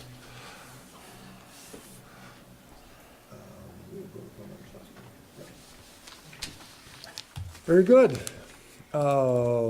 So that is the end of staff comments on the master plan application. We will go to, Could I ask one more question? We went back to the drawing you just had up. When you talk about the space behind the single-family plans, exactly, who participates in the ownership group, Of that open space? Yeah. The entire neighborhood. And not the entire development? What's the entire neighborhood? the entire All the owners at Dorset Dorset Meadows. Meadows. All of Dorset Meadows? All of Dorset Okay. Meadows, yep. Thank you. And that's why we have the two. If you actually go to the landscape plan, there is a buffer area to help screen these guys, provide privacy back and forth in between that open space. But, all our connectivity lines up to these two green corridors that accesses into that NRP and that what we're proposing as the maintained large field, informal field open space for use by the rest of the development. That buffer area will actually be closed off to the rest of to people who are not the single-family unit owners who back up on it. Is that right? What, the buffer right there? Yeah. It's a landscape buffer. It's not, impenetrable, but it's enough to provide a visual barrier. Okay.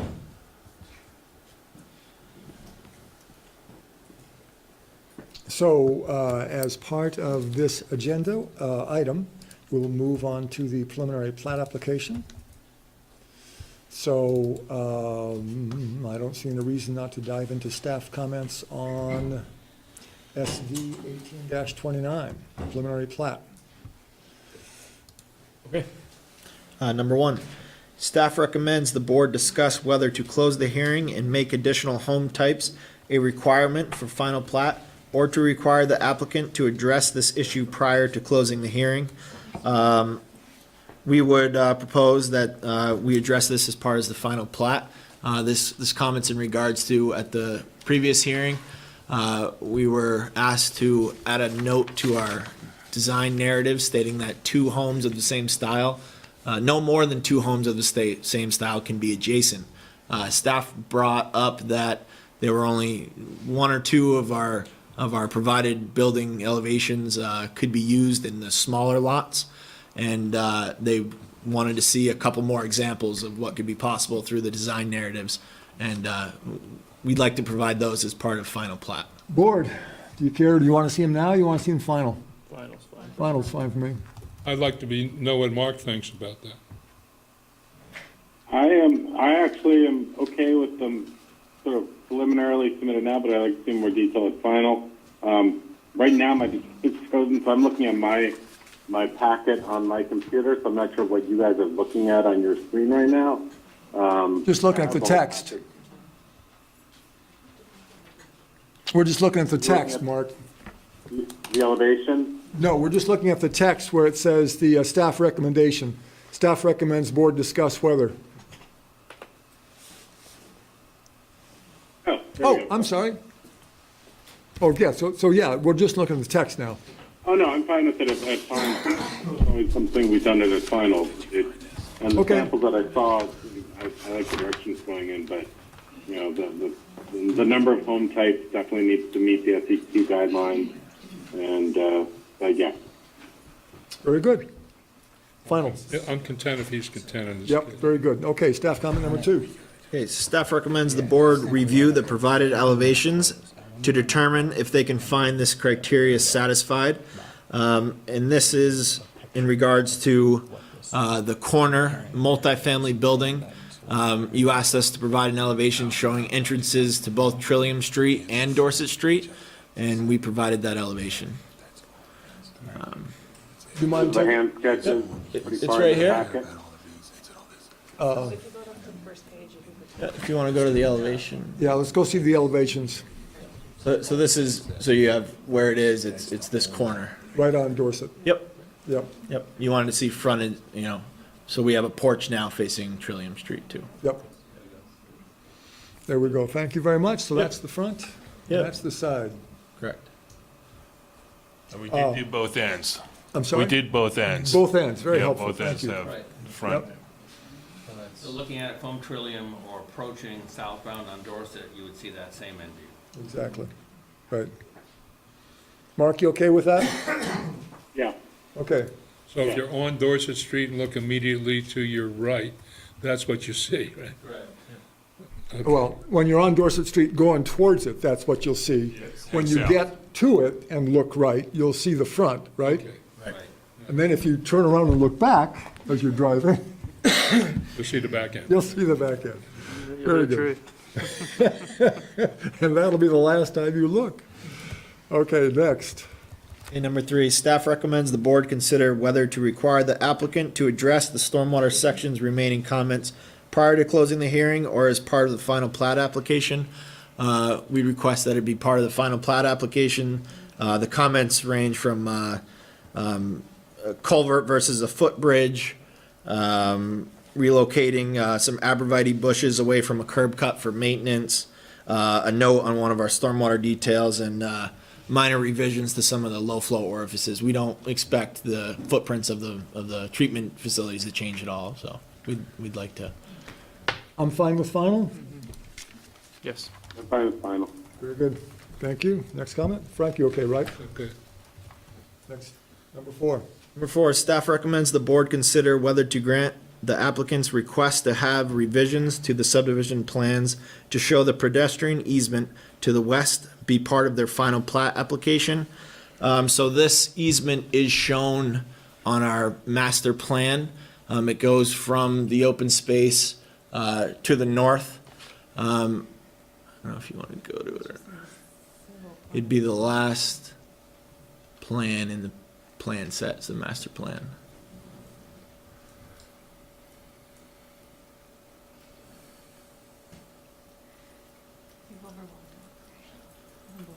So the first time the easement was incorrectly labeled on the subdivision plat, and we just like to correct the labeling for master, or for final plat So application. that's all we need to do is add that easement to the plat. Yep. So you don't have a question about doing it, just, We just like to do it for final plat, is our only. I'm okay with that final? Yeah, I'm okay with that. Very good. Number 5. Staff supports the applicant's effort to retain the trees they have proposed to be retained, but considers it is not realistic to require the applicant to maintain in perpetuity the 1 maple and 9 pines on the single-family home lots. Staff recommends the board consider a condition requiring these trees to be preserved but not require replacement should the trees reach the end of their natural lives, and that's totally fine with us. Great. Next. Go ahead, Frank. I don't even think that should be required, to tell you the truth. Because again, we're talking about, to extend the point made earlier, we're talking about burdens that fall on individual homeowners. Homeowners Association, most likely. These are on. This is on a single-family lot, so Okay, it'd so be it a is a Single-family lot. Okay. I just don't think we should reach out for that kind of control on a single-family lot. So this is really in the control of the developer, because this is asking them to preserve a tree. But eventually, it won't be. When it in the goes con- away, we don't require replacement. If you want to clarify that this is just while you're building the single-family homes, that's fine, but that's my intent. My intent is not to keep these, to Right. pass this on to the next You owner. won't destroy them in the course of construction. You're right, that language there would restrict a homeowner from ever cutting the tree down. So clarify it. Oh, And that should not happen. Right, I agree with you. I think I think the intent is there, you just need to clarify the language. We can Can we do do that, Marla? Just make. Yep. very good. Thank you. Number 6. Staff considers the board has the ability to grant landscaping budget credit for existing trees to be retained, and encourages the board to consider asking the applicant to take a closer look at whether some existing clusters of trees in the proposed open space between lots 60 to 66 and 67 to 63 could be preserved. If you want to go to the site plan, I can show you that area. And we are willing to relook at this area and maybe adjust some grading for the goal of preserving some of the more.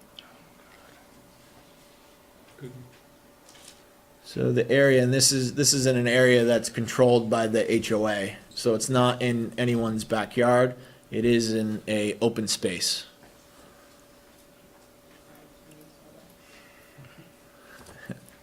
So it's this area right through here.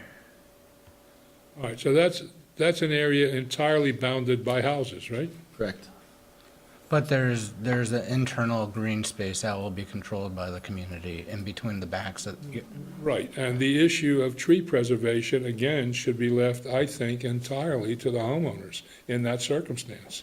And we shouldn't be sticking our fingers into it. I'm making essentially the same comment here as I was making about the single-family lot. The only difference being that this is a collectivity of homeowners. It's their business what happens within that enclosed green space, I think, and we shouldn't be overreaching.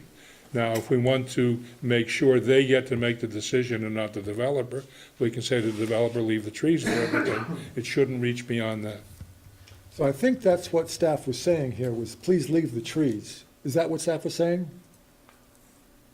Take a look. They're asking us to relook at it and see what we can save. Right, I don't think we took it as far as considering whether it would be to require them in perpetuity, or, as Frank is suggesting, only that the developer retain them. And I'm saying it should be explicit that it doesn't reach beyond the development phase and is entirely in the discretion of the people who are most immediately affected. Just as a point of clarification, if we would then credit these as part of our landscape budget, that I would assume would be putting some sort of a preservation requirement on it. But to simply do our best to save them, not count it as part of our landscape budget, wouldn't put any type of ongoing preservation. Yeah.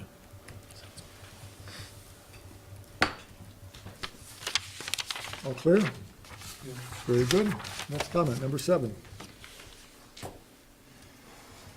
While appreciating the applicant's concerns about shading, staff considers the board may wish to consider a minimum translucence percentage for south-facing sidewalls. Staff recommends the board discuss the applicant's request. This is in regards to the standard above requiring 35% translucence windows on the south-facing side of the building. The applicant has proposed that this standard only be used when the rear or the front of the house is facing south, not the side of the house, and it's due mostly to the proximity of the building envelopes that we're proposing.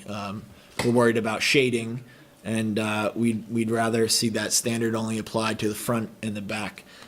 Staff is requiring us is requesting that we propose a standard to be used for the side walls when they do face south, and we'd be comfortable with 20% translucence when the side wall faces south. And the shading issue is because you've got walls that are next to each other, or you're just looking out at a wall? I'm presuming this is not a side of a house that you've got a grand vista, right? Right, you're looking at another house, basically. Right, specifically those, Yeah. that. So 20%, what do you guys think? I'm fine. I'm That's fine. Mark? Yeah, I'm fine with that. Very good, thank you. Next? So, sorry, Bill 20. suggested a number, and then everybody said I'm fine. Does Well, that mean everybody's 20%. fine with? They suggested Oh. 20%. 20% for the side, but you're 35% for front and back. Yes. Front and back if facing south.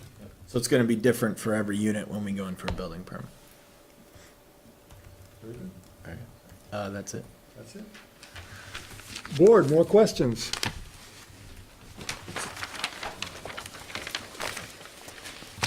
Okay, so as we open it up to public comment, there is an appearance that I would like to avoid. I would like us all to help fight against the appearance that we have neighbors who live in expensive houses who don't want their views disrupted.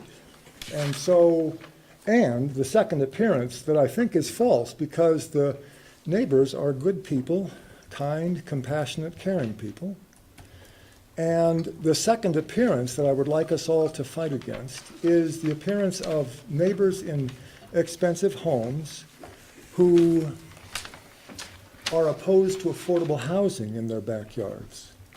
So you can go on the grand list. It's downloadable as a spreadsheet. You can take a look at the addresses of the people who are involved in the lawsuit. The average housing price is $550,000, between $500,000-$600,000. So I want us all to fight against what I'm sure is a false appearance that the neighbors want to simply move this development to somewhere else where people cannot afford a lawyer like Mr. Seff to fight against the development, and therefore there must be some scientific, expert-based, professional expert-based reasoning why this land is more important to conserve than other land near some other neighbors, which is what's going to happen, because the 51% that's being conserved in the southeast quadrant, if it isn't this land that's developed, somewhere else in that 51%. The other thing I would like to ask neighbors as they come up and comment to combat what I'm sure, again, is a false appearance, is why you're in favor of affordable housing in your backyard, perhaps saying to the developers, gee, if there was more affordable housing, we'd be more in favor of the project, something like that. So I want us to all, come together on what we agree, I think, because we're all kind, compassionate, caring people, on our statements in favor of affordable housing, our feelings in favor of affordable housing, and the desire to preserve this particular property because it's better to conserve this property than some other property next to some other neighbors. Okay, so we are ready for public comment. It looks like Mr. Seff is getting ready to comment. Oh, you just said. Okay. So do you want to put a time limit on each? Yep. So Mr. Seff and colleague can have, I'm sorry? We've got 20 minutes left, yeah. So Mr. Seff and colleague, 5 minutes, okay? No, Mr. Chairman.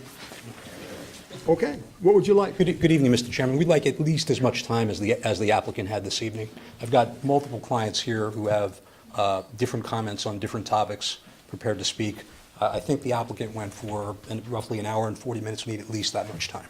So we're going to knock off at 9:30. Okay. So we'll stop. But the No. So to clarify, the board will continue the hearing as necessary until everyone has had a chance to make their comments. Right. Okay, that's fine. We've got a time but certain not 2 with the minutes of next. comments each. I mean, they just went for an hour and 40 minutes. Well, so it's going to be 2 minutes each. You can have 15 minutes. You can have 15 of the 20 minutes, and everyone else will have 2 minutes. This is not a judicial hearing where it's lawyer versus lawyer. It's city to applicant, public comment. It's in the presence of the public. It's not for the public. So that's what keeps us alive. That's what keeps us as volunteers on this development review board. Speaking of which, we need, there you go. And you're keeping track? I am. Okay. Well, I'm Daniel Seff from MSK Attorneys. I represent the 14 individuals including my January 24th letter. I want to say at the outset that Mr. Rushford's letter, which you gave him lots of time to go through, is dated, I believe, January 18th. That letter was not sent to me, which I find to be disappointing at best. And I submitted a letter on January 24th about the secondary conservation areas, not knowing that Mr. Rushford's January 18th letter had been filed. I discovered it on the city website on Friday night, the 25th. And I, on Saturday, emailed Mr. Rushford and I said, what's the story here? And he apologized for not sending it to me. So that's pretty fresh in my mind. However, having said that, I did prepare a written response to it, which may save some time here. So with your permission, I'll hand it out. Permission granted for the audio. I'm just gonna hand out another comment letter that we received over the weekend. It's not related to Mr. Seth's testimony, but I thought now was a good time. Thank you, sir. Here's a copy from one. Yep. Thank you. We can share. I have a family sheet.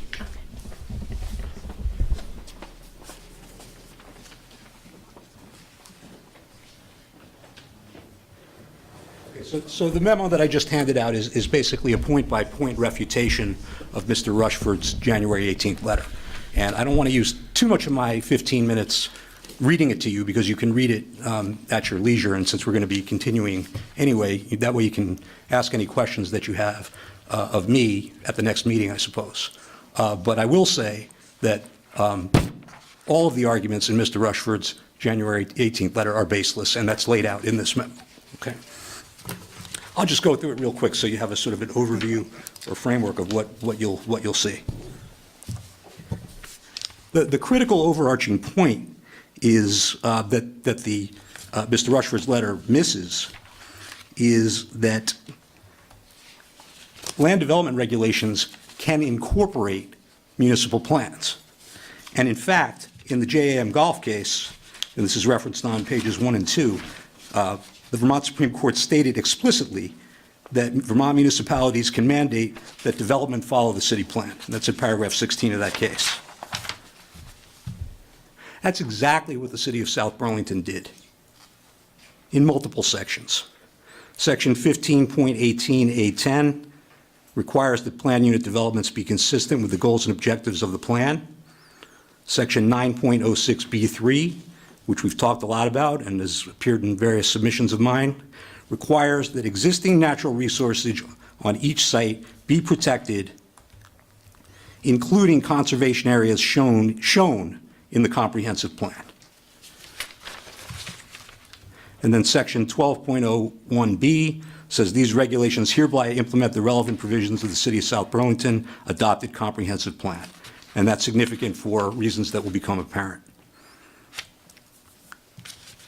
Section 9.06B3 mandates that the DRB use the provisions of Article 12 relating to wetlands and stream buffers in making the finding that conservation areas shown in the comprehensive plan are protected.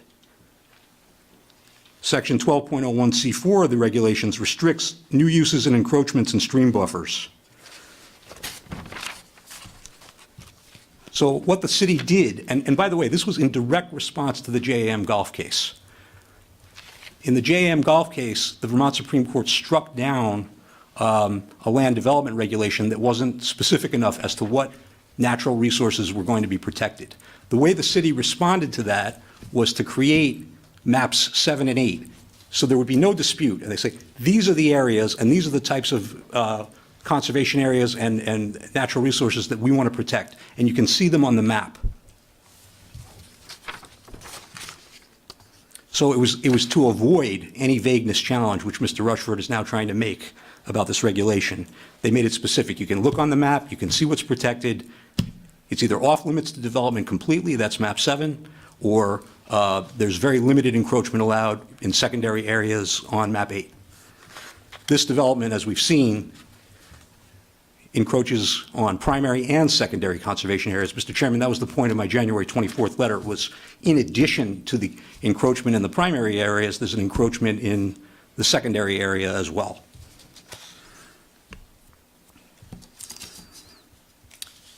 Section 3A on starting at page 3 explains that the TDR bylaw does not authorize development in protected conservation areas, and any arguments to the contrary are baseless. The suggestion that because part of the Dorset Meadows site is a, quote, receiving district under the TDR bylaw means that there can be building in a protected conservation zone is to be polite, is preposterous. I mean, would the developer suggest that if there were a wetland in a receiving zone, that they could build in the wetland, a protected wetland? Of course not. It's the same thing with the conservation areas that are protected on map 7 and 8. If you have a parcel in a receiving zone that has protected features on it, you can only develop around those protected features. You can't develop in them. So the whole argument that because it's a TDR receiving zone, it's therefore open to development is specious.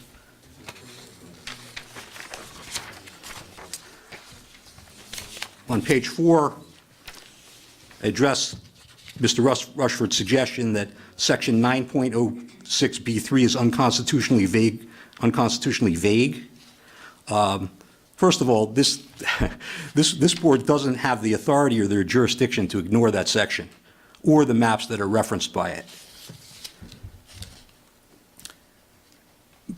But anyway, the argument is baseless. 9.06B3 states that conservation areas shown in the plan shall be protected. And the plan shows these protected conservation areas on maps 7 and 8. There's nothing vague about this scheme. In fact, the maps, as I stated before, were created to avoid the vagueness argument.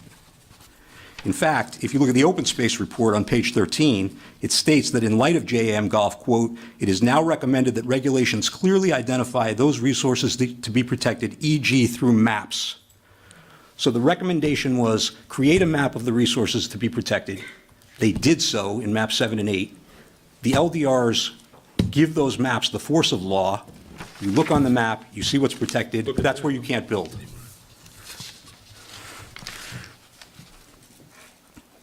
There's nothing vague about this. Now, this is very interesting. You heard a lot of discussion from the developer about why there may be some problems with map 7 and or 8.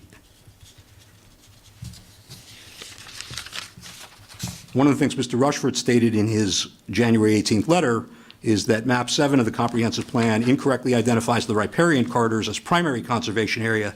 According to the developer, the riparian area should be classified as secondary conservation areas. This is what we lawyers would call a collateral attack. They can't come into the DRB and challenge a map that was created by the Planning Commission. If they have a problem with the map, and obviously they have a problem with both of these maps, they've stated that they do, they have recourse. They can go to the Planning Commission and say, we think your map is wrong, our maps are wrong, and here's why, and correct them in your next iteration of the comprehensive plan. I'm going to interrupt you here. Frank? I think that's a little unfair to their argument. What they're saying is the comprehensive plan itself references its source. In other words, here's what I understand them to be saying, that map 7 is really intended to be a function of the 2014, I forget what it was called. Open space. The open space report.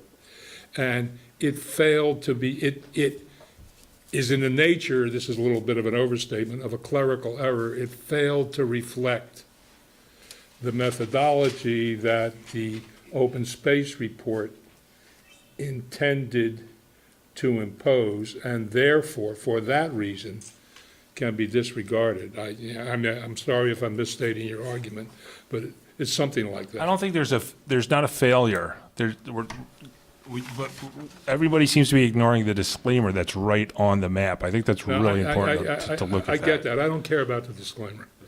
But what I care about is whether, or, if, I'm trying to get away from an absolute. I reject the absolute that anything on the map has to be taken absolutely at face. Surely there could be some error so gross and so obvious that we could disregard it. Wouldn't you agree? Without going to the Planning Commission? I would respectfully disagree. Okay, then you can continue with your argument. We're going to agree to disagree on that one. We took that time off. You didn't get charged for that time. Okay. The point is, the city council, through the LDRs, decided to adopt maps 7 and 8 and give them the force of law to say, this is where you can't, it's off limits to development in the primary conservation areas on map 7, which is a huge chunk of this proposed project. And the portion of the project that is in the secondary conservation area is only subject to limited encroachment. And I cite provisions in Article 12 of the LDRs that list the types of limited encroachment that might be permissible in a secondary conservation area, not in a primary. Primary is none. And it certainly doesn't include for the types of limited encroachment in a secondary conservation area, this type of residential density. It's limited agriculture, very, very, very limited encroachments. So what we're witnessing here in real time is an attempted collateral attack on the maps, which are basically have the force of law by virtue of the LDRs. And with the utmost respect, I do not believe that the DRB has the authority to disregard the maps. I mean, I've been at so many meetings, and I'm sure we could all think of meetings where neighbors were complaining about a particular regulation or rule, and the guidance from the DRB to those neighbors was, our hands are tied. If you don't like the rule, you've got to get the reg changes. You've got to go to the Planning Commission and start that process. If this developer does not like these maps, they have recourse. They can go to the Planning Commission and try to get the maps changed. It's my understanding, and I hope someone will correct me if I'm wrong, but I believe that this landowner purchased this land since these maps were published. So they could have looked and seen, before they bought the land, if I'm right about that, they could have looked and seen that this land was off limits to development. They chose to purchase it anyway, and they did so at their peril.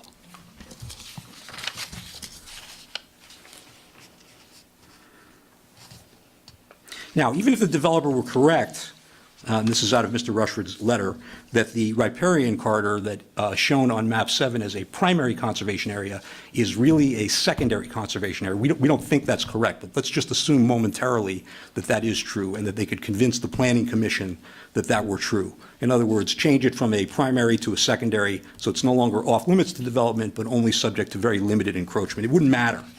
And this is explained at pages 5 and 6 of the memo that I handed out. What 9.06B3 says is that conservation areas in the comprehensive plan must be protected. It doesn't distinguish between primary and secondary. So obviously the intent there was that both primary and secondary conservation areas need to be protected. Doesn't matter which they are. So even if you assume, and this is not the case for the purposes of the existing map 7, that what's shown on map 7 as riparian connectivity area is actually just a secondary conservation area. The limited types of encroachment that are allowed in a secondary conservation area would not include anything like this development. And that's discussed at the top of page 6. Finally, this notion, and this is in point 4 on the memo at pages 6 and 7, this notion that if map 7 were to, to be interpreted the way we suggest it should be interpreted, which is literally, that a literal interpretation of map 7 would constitute an impermissible taking of the developer's land.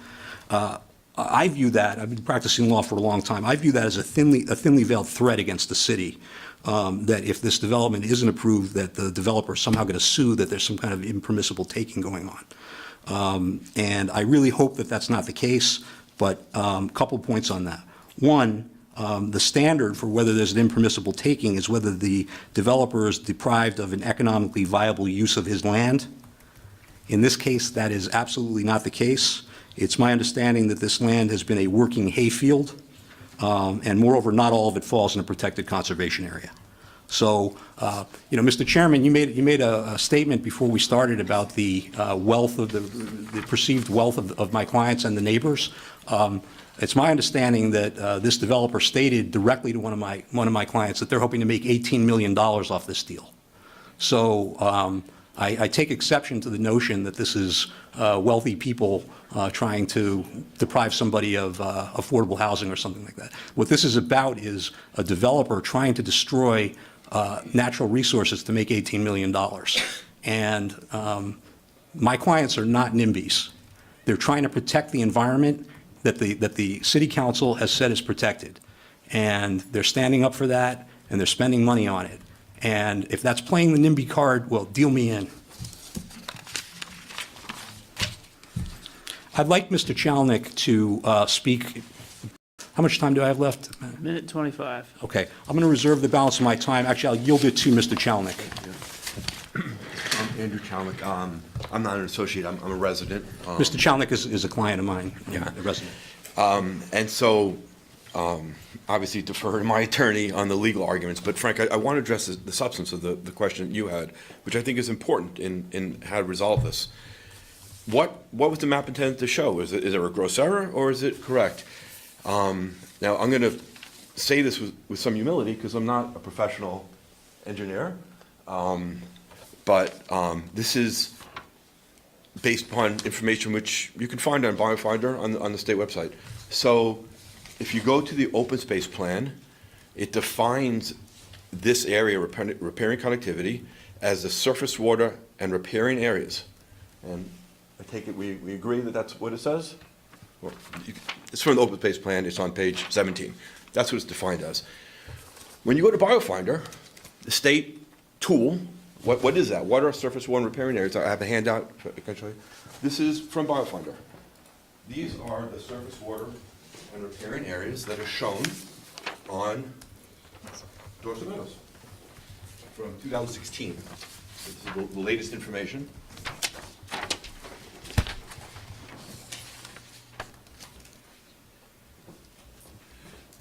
The state considers these areas the highest priority for conservation, this dark blue. And the state put out a document, a 2016 document, which talks about why these areas are so important. This is not wetlands, this is surface water and riparian area. And it says, and I'm reading from 2016 BioFinder Update Report published by A&R. It says that surface water and riparian areas includes rivers, streams, lakes, and ponds, and valley bottoms. It says these areas provide vital habitat for rich assemblage of species. It says the ecological integrity of rivers, streams, lakes, and ponds is closely linked with the condition of the riparian areas and watersheds. Naturally vegetated riparian areas provide critical ecological functions. And goes on and talks about why the valley bottoms are so important. This is from the state. There's nothing to do with wetlands. And then it goes on to conclude, it says these areas were mapped into high priority and highest priority. Dorset Meadows sits on the highest priority area from the state map. And it goes on to conclude these areas of critical importance for water quality, flood attenuation, erosion prevention, and wildlife movement. This is based on the very high value of this component and its contribution to biological diversity. This has nothing to do with wetlands. Wetlands is a completely different layer. This is also from BioFinder. Wetlands is a little light blue layer within this layer. Let me ask you a question. What do you say to their point that the map itself says these areas that we're demarcating can't really be relied on without a field investigation? It doesn't say that. The map says it doesn't guarantee accuracy. The map speaks for itself. I don't know that there's a concept of accuracy around the protected areas. These are the areas the town wants to protect. To me, what that means is you can't rely on the streets and the houses and the GIS data that has a concept of accuracy. The map is a map. The town, in its wisdom, supported by the state data, decided to protect this area as a really, really important area to protect. There's no concept of accuracy to that. This is the area the town said, and it lines up with the state data. So I don't know what that little disclaimer is, but it can't mean that the town can't decide to protect this area. That's what the town said it wants to protect. Well, let's pick up a minute on their taking argument, and I guess this is more directed to you. Could the town just take an unlimited area and say, no building here, we just want to protect it? Well, a quote from Mr. Rushford's January 18th letter, where he sets out the standard that he sees for what taking is. I agree. You don't meet that standard. What's that? They don't meet that standard. It's not a taking of. You don't have to argue that with me. You can argue with him. Yeah.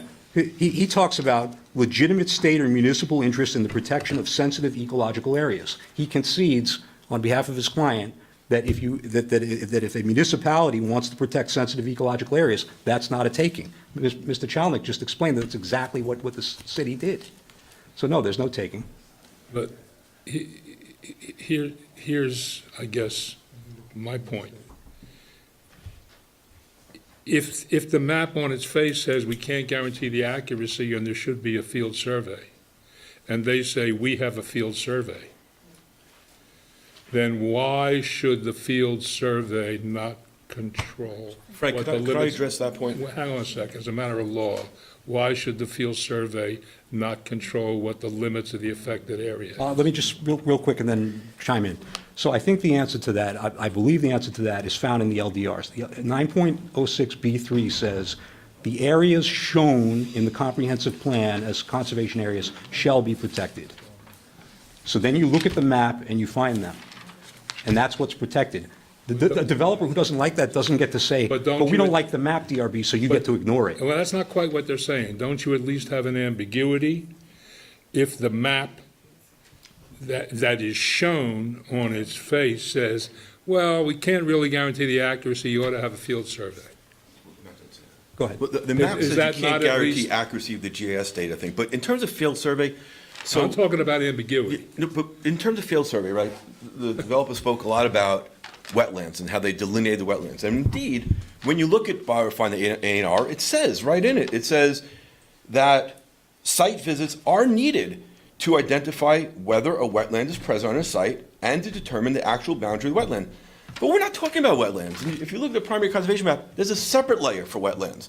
This has nothing to do with wetlands. There's nothing to do with delineation of wetlands. And when you go in Biofinder for the area we're talking about, it doesn't say that. In fact, it goes on to say that although partially a model, major portions of the valley bottom are based on soil mapping and wetland mapping by natural wetlands inventory, for which there's relatively high confidence in the accuracy. It doesn't say anything about having to do with site delineation. These are two different So things. your point is the mapping that is being recommended by the map only relates to wetlands, but does not relate to the broader concept of the conservation area that the map is intended to protect. Exactly. And therefore, that the comprehensive plan is intended to protect. They're two different areas. And now I see, if the chairman will permit me, that's an important enough point. So if the developer wants to rebut it or has something to say about that, I think they ought to be. Last comment for the evening on this issue. Go. So, the bottom of the plan doesn't specify wetlands, says maps and GIS data material made available by the City of South Burlington are for reference purposes only. The city does not guarantee accuracy.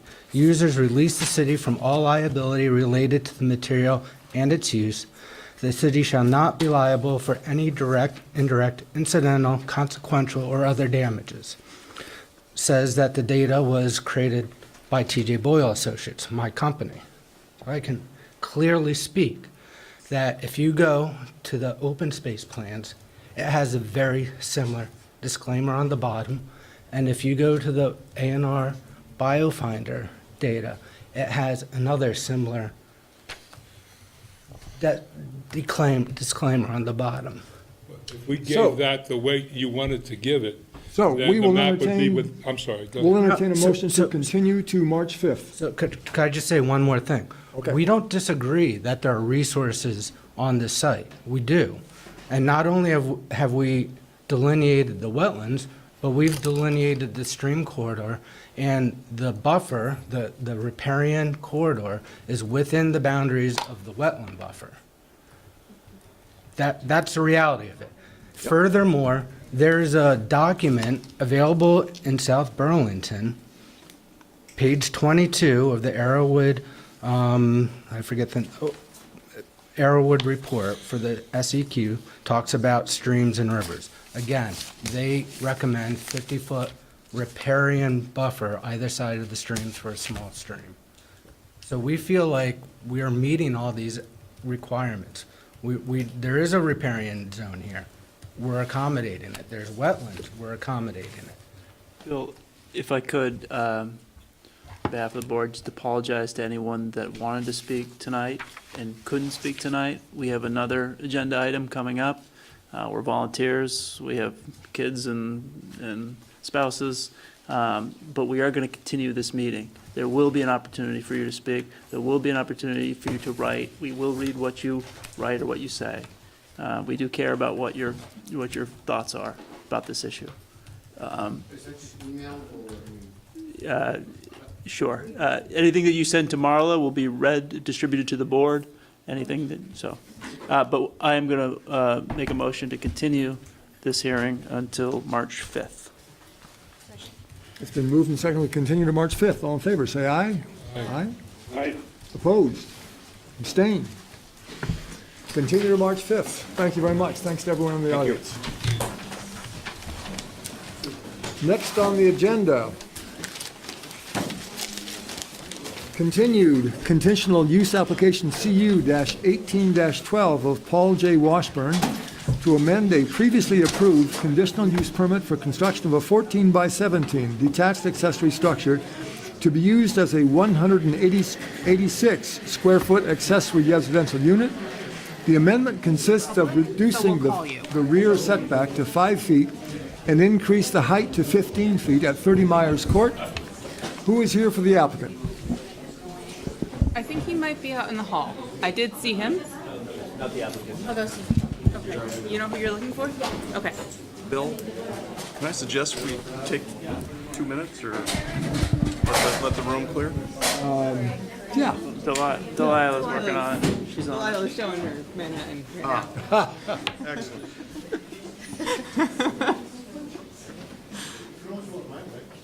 Is that delicately phrased? Perfect. Perfect.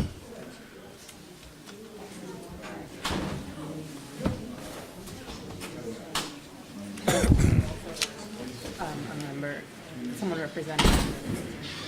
Yes. Thank you, Delilah.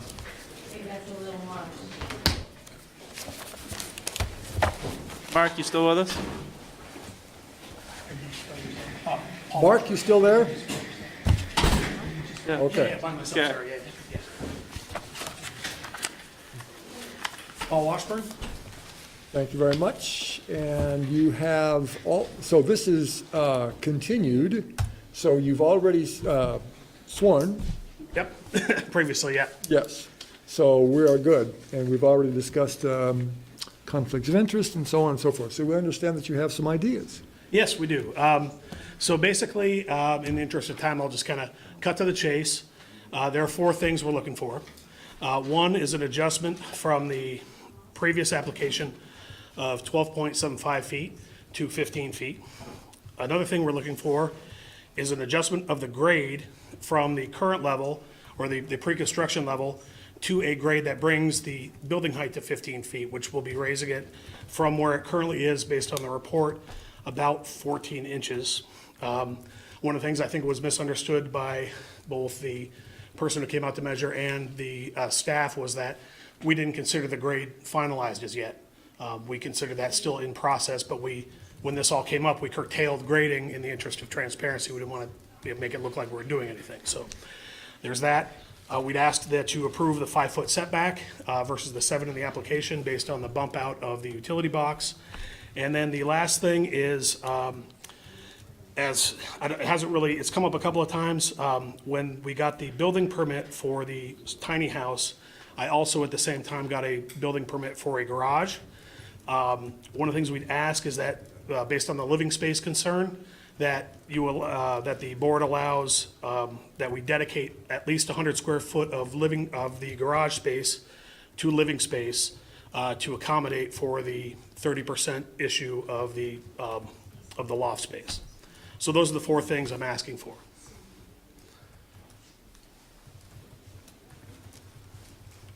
So picture of the garage is not included because it doesn't exist It's yet. not done yet. The foundation is in. I don't have one here, but the foundation is complete. Our priority was to get the tiny house up first, and then the garage was going to be a project for this year. So there's a photo of principal north elevation that looks like it has a little gray foundation coming off it. Is That's that? probably it.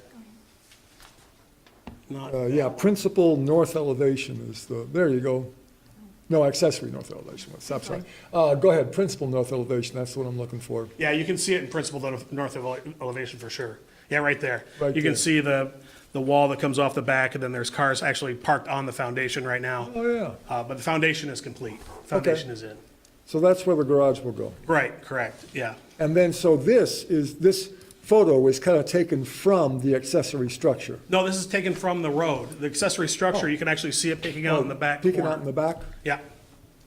So how close is the garage going to be to the accessory structure? It's about 10 feet, I don't know the exact number. Yeah, so kind of close, 10 feet, pretty close. But keep in mind, he has approval administratively for the garage. Garage, exactly, right. And the garage is also, one of the other concerns that staff had brought up was the primary structure height. The garage application is for 19 feet, which would be higher than the current structure, which was a concern when the buildings were measured. And its foundations are attached, so what is there will be considered part of the primary structure. So, staff has written out our options. So it seems like, and I don't have the staff memo open, I'll open that right now, but his proposal about the garage is sort of a new thing that we didn't talk about, and that talks about or speaks to the issue of the interior space and whether the upper area is habitable. Right, so if we make the upper area, the loft of the accessory structure, not inhabitable, the 100 square feet in the garage replaces it. Well, if you No. make it habitable, you would define that we would have to lower the headspace to 4 feet or less so that it would be considered not habitable. Right. To keep it as is, we would propose that we add 100 square feet of living space to the garage so that we have the 30% requirement, which is part of the Effectively increasing the denominator in the 30% of my house, calculation. making my house's square footage larger, sufficiently larger to allow for that 30 square feet. It's not going to be used as a garage. Most of it will be used as a garage, but that portion will not be, yeah, right. It's 42 feet long, the garage, so cutting out 10 feet on one end, which was going to be a Would it workshop. actually be heated? Yeah, sure, yeah, I think we'd turn it into like a third bedroom for the primary house. That's sort of my plan. I mean, until we decide we're gonna go that route, I haven't really decided exactly what it would be, but it would be heated living space, yes. So, little walkway from the house to the garage. Well, I think I was planning on putting a staircase into the garage anyway, so probably it'll maybe do like some sort of bifurcated stair where one goes down and one goes up into that. It would be enclosed, I would think, off from the garage. But those are So it's a detached garage, though? No, it's not detached, it's attached, it's physically attached. In fact, if you could see the foundation, we actually dug a stairwell into well, you can't quite see it, but in front of that blue car on this side of it, there's actually a stairwell down to the basement that has not yet been cut into the basement. We have it open because we knew we weren't gonna get it this year, and with thawing, we didn't wanna create a big ice cube tray there, so it's just open to the ground, but there is a built-in area that we're gonna have a staircase down into, and so my thought would be that we'd have a corresponding staircase out at the same location. Okay, board comments. Mark, you're the architect? Yeah, so one issue I have is the measurement of the height of the building by bringing the grade up. Doesn't change the height of the building. It just changed the perception of an elevated grade. So you're standing on the site, you're not changing the height. It's just a way of tricking the measurements. So I'm not in support of that. Right. The question, I'm curious, what do you mean by the added 100 square feet in the garage? Is that because of the loss of the loft in the accessory structure? Yes. There was, in the last meeting, there was some concern that extra 30 feet created an issue with the 30% livable space because the primary house is so small. So in effect, this would be increasing the size of the primary house living space, non-garage space, to account for that.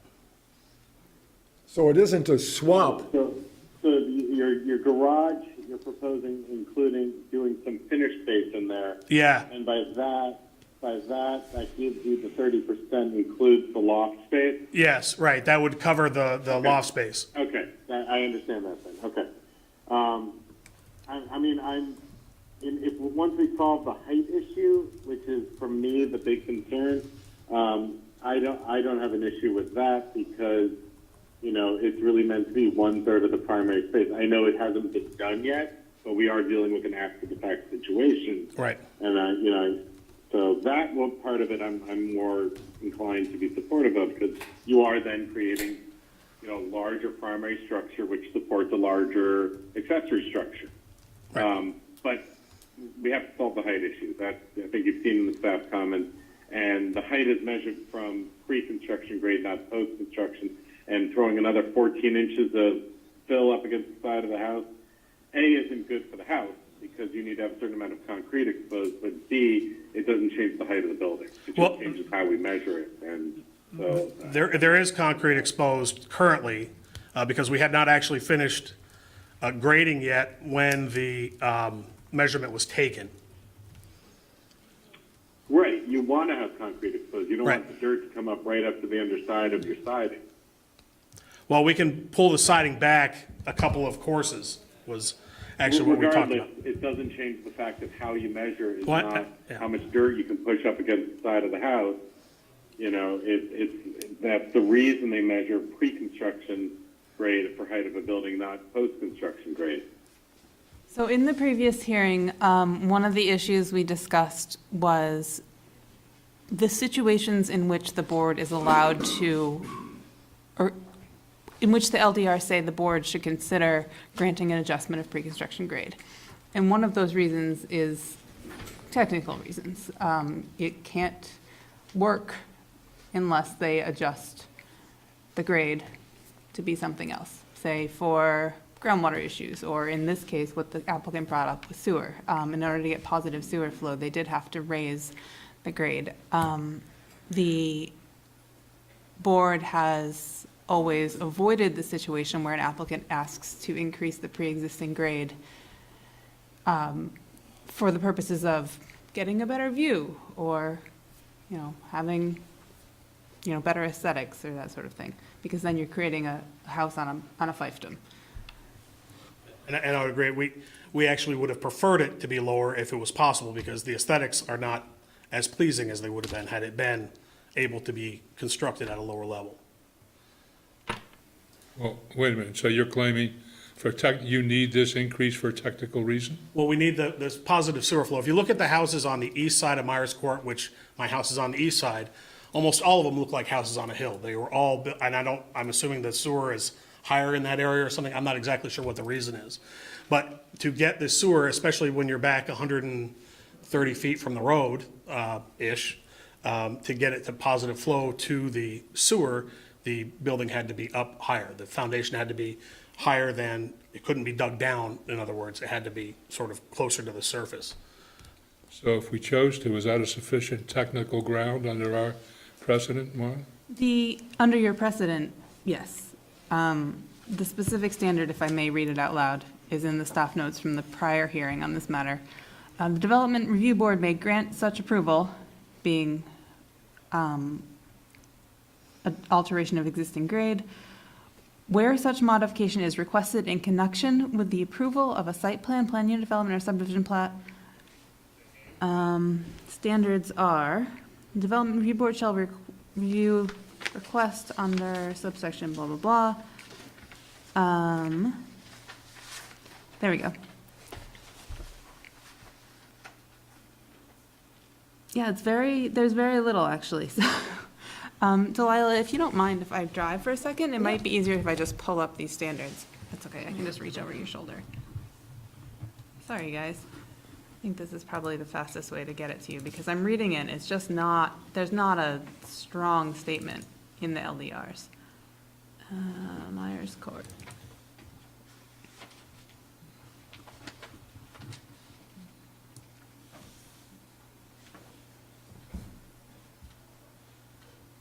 Alteration of grade, permit is required if you're moving more than 20 cubic yards. Standards and conditions for approval, start here and go, and that's it. That's the whole thing.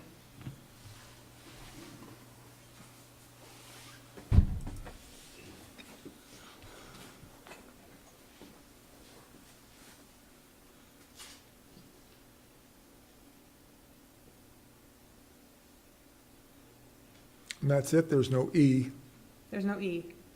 So the board has exercised this to allow situations where an applicant wants to build a 2.5-story high building and they need to raise it a little bit above existing grade for sewer purposes. The board has not executed this when somebody wants to build a little fiefdom. I'm sorry, what was the last thing you said, Marlon? The board has chosen not to grant a new pre-construction grade when someone's reason is they want to build a fiefdom for their house to sit on. A mound. Build a mound, build on a mound. Was that what we have here, or did we just have, need room to get a positive flow on a? Sounds like positive flow to me. Need positive flow. So what I think a lot of us are struggling with is the roof. The roof, it seems like, could be flatter and would obviate the need to grant a big variance or waiver. And I'm sure I'm Where's the height mistakenly. limit? Where's the height limitation coming from for this structure?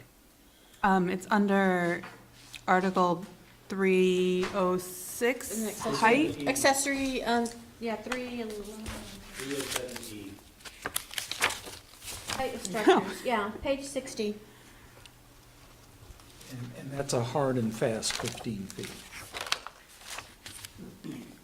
Correct? Am I correct about that? I'm just gonna let Delilah answer you. Page 60.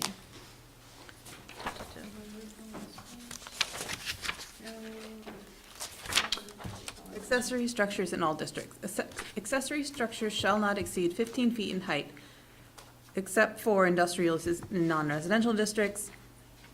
For residential uses, accessory structures up to 25 feet in height shall be permitted where the structure is located at least 30 feet from all property lines, which is not the case, so I'm not going to read the rest. Right. Structure has a pitched roof.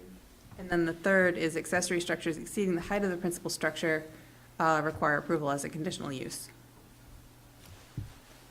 So that sounds like the 15 feet is a hard and fast limit, and the only way to approve something above that would be to grant a variance, which would include having defined that there's unique physical conditions that create an unnecessary hardship for the landowner. Maybe, maybe not, but crucially that the landowner did not create the unnecessary hardship. I don't know how you could make that finding. And the one that usually dooms variance applications is that without the variance, there's no reasonable use that can be made of the property. And that's clearly not the case here.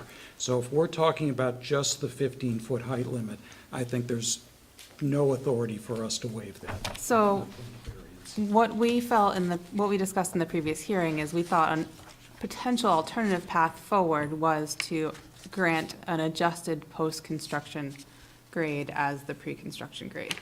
So basically change your measurement point. Right. And what evidence do we have that that adjustment is needed for sewer purposes? Statement of the applicant. And if it's 14 inches, and we're finding that the current measurement is between 17 and 18 feet, you still don't make it. You're still off by more than half a foot. 14 inches is a foot 2. 15 plus a foot 2 is 16.2. Our measurements right now, according to the plan, I thought said 17 to 18 feet. I think what he's asking is 14 inches above what exists on the ground today, is that right? Yeah, right. Okay, so Basically. what exists on the ground today is already been disturbed and is already higher than pre-construction grade. And aren't you talking about adding 14? Yeah. Maybe I've got the math wrong, but it I sure looks. I think you've got it correct. It sure looks like what was measured is currently, there's about a 17 to 18 foot peak on your building. Compared to pre-construction grade. And so maybe it's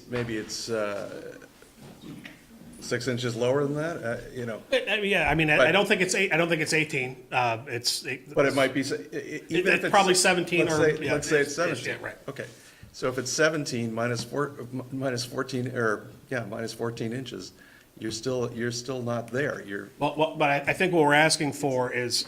You're looking for a variance of about 10 inches. Right, because we're asking for the adjustment from where it is currently, not from pre-construction grade. So take into account whatever is currently there. And so whatever that distance is, which is sort of an arguable point at this point, whatever that is, plus what we need to get it, is what I'm asking for. That's what we're asking for. So 24-ish total from pre-construction. Let me ask you a question, because I'm confused. I apologize to those who aren't. Suppose you built your accessory structure on the true exact pre-construction grade, unadjusted. Would you have a proper angle for sewage flow? So That's a yes or no? well, I'm trying to understand the question. So are you asking, could it have been built at 15 feet? No, I'm saying if it was, would you have been able to install a subsurface pipe that would have the correct angle to give you proper sewage flow? So my understanding is that the sewer pipe currently comes up into the foundation. So it comes up above the pre-existing grade as it is now, or to the surface of where the top of the foundation is. When I'm talking about the foundation, I'm talking about the slab part. So the slab is proud of the original surface by. Let me put it inches. another way. So the answer would be no. Let's say you had a slab at grade for what it was, pre-construction grade, all right? And your sewer pipe began at that elevation. My understanding is there would not have been positive at that point. All right. Now, how high would it have to, how much increase would you need to have a positive sewer flow? I believe the distance is 6 or 8 inches. And And yet, again, I don't know the exact numbers. and yet you're way more than 6 or 8 Right, because inches we put a above 15 feet. We put a crawl space in to access that plumbing.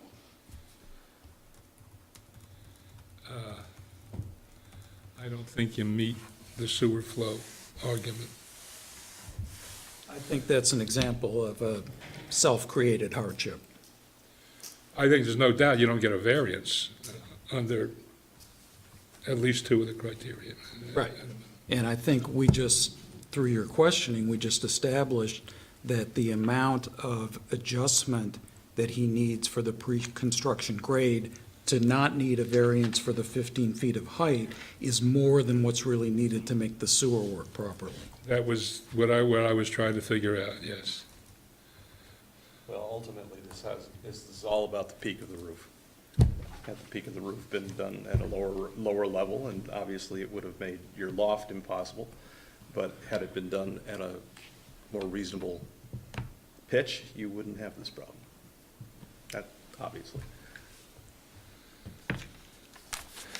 Doesn't feel to me like we can grant the variance for the roof as it now exists. So, I mean, I'm open to ideas of what can happen. It feels to me as though the roof has to just be flatter. So what would the board be willing to grant for a grade variance? Are you saying, I mean, obviously, there's some level of necessity. So far, you've made an argument for 6 inches. Okay. Well, and I'm not sure he's made that argument, but I'm not sure we have proof that that's an argument that's valid. No offense, I'm not questioning your. No, what I'm saying, that's his best case, you know, even if we accepted the proof, right? If the current grade, if the sewer line is coming up and meeting or exceeding the current grade that it's at right now in order to make it, I mean, a sewer line ought to be buried a minimum of a foot in order to keep it from freezing in the winter. And that's only that low because there's activity that occurs in there that keeps it warm. So it has to, I mean, otherwise you'd think 4 feet, right? But they actually can be fairly close to the surface. But if that's the case, and if you really could only get positive pitch and he's basically at the surface, there may be an argument that he's at a foot, 18 inches from where he should be. Are you willing to get, do you have a technical person who could come in and make your There are some pictures of the sewer basically laying more or less at the ground level before construction. I don't have them with me. That would be where they put it because the grade, so we can contact the people who put it in based on pitch. They did it at the lowest pitch possible. I would think having, keeping this open and having a mechanical contractor come and tell us what they've done Yeah. might help with that level. Listen, I'm inclined to try to find a way to make this all work for everybody, but I think all you've given us so far is something that we'd have to come back and say, your roof is coming down. I think that's fair. Yep. Yeah. Well, there would be the alternative, which I think we would actually prefer, would be to cut part of the crawl space out and lower it that way. Physically lower the building. We would prefer that to changing the roof. How do you do that? Would be quite You jack the roof up, you jack the house up, you cut the Cut it out. foundation, you drop it back down.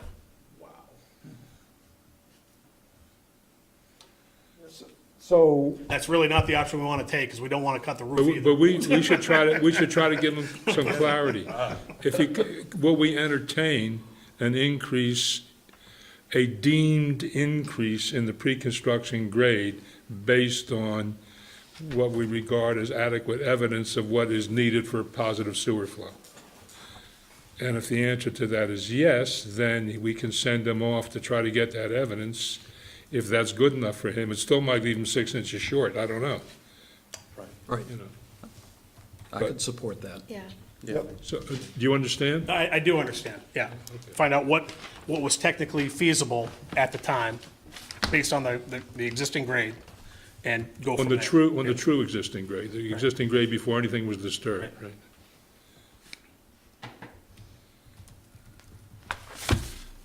And you can chase that down understanding, you still might come up with 6 inches short, and we seem compelled by the language of the ordinance, which doesn't have much wiggle. Any wiggle. It's a nice little building. Yes, it's adorable. right, Right, that's why we don't really want to change this aesthetic. yeah, right.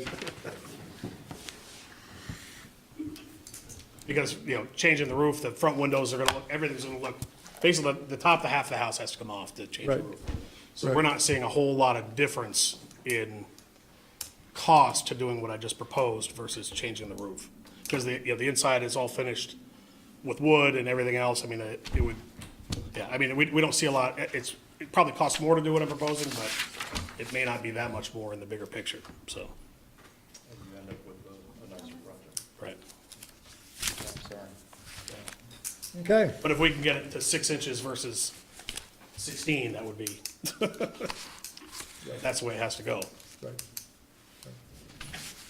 So to be clear on this, if the number comes back from the mechanical engineer that 6-inch increase or 8-inch increase was what had to happen, then we would be willing to grant a variance of 15.6 or 15.8, depending on, is that right? John is right, it could be, We can't grant a variance. Well, We can granting adjust is the an adjust- pre-construction grade, but we can't grant a And variance. so that's called a waiver? No, it's it's just an adjustment of adjustment. pre-construction grade. Adjustment, okay. All right, so that, and everybody's saying that's what we'll do? Adjustment but if John's right, could be in other words, could be 18 inches, it depends on what the engineer says and whether it's credible. Right. Yeah, because there's not just the pitch of, if the pitch of that sewer line was, let's say, at the grade that you can see right there, it needs to be a foot deeper than that, minimum. Because we've actually got a picture of where the sewer line enters the house. And you can, because we have this hole there, you could measure where the bottom of the foundation of my current house is, which the sewer pipe is under that, and we've got a photo of that. And we also have a photo of where you could measure in the back, and they could determine the grade from that. I don't think it's gonna be hard to get a credible measurement of this. So would Because we the- actually have access to the bottom of the house right now. Would the board like for Mr. Washburn to bring his witness as opposed to provide a written statement? Yes. Because I feel like we're just gonna generate more questions. Right. Yes, I think it's very important to have the witness here so that we can ask questions and go back and forth as we need to.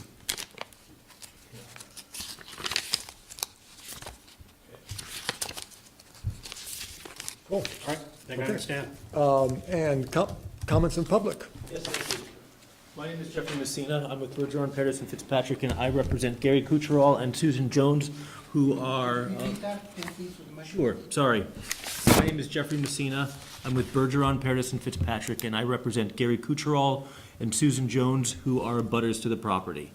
To refresh the board's recollection, my client did not oppose the original application based on the actual application itself, and clearly we're here because the actual application was not followed.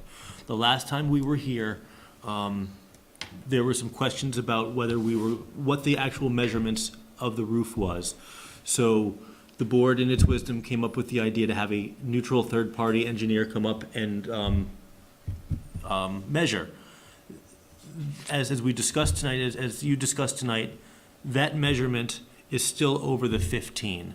And the applicant is now looking to have a conditional use permit granted to essentially amend the original permit, and the figures that he had given in this new permit are still inaccurate based... Those are the city's measurements, sir. I'm sorry, I'm not sure The what... 14.3 is the city's measurement. That was on my drawing.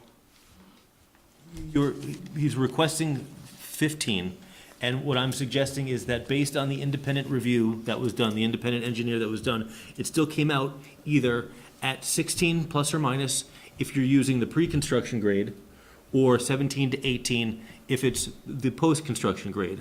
My client's position is that it should be based on the pre-construction grade, just because of that was the basis for it to begin with.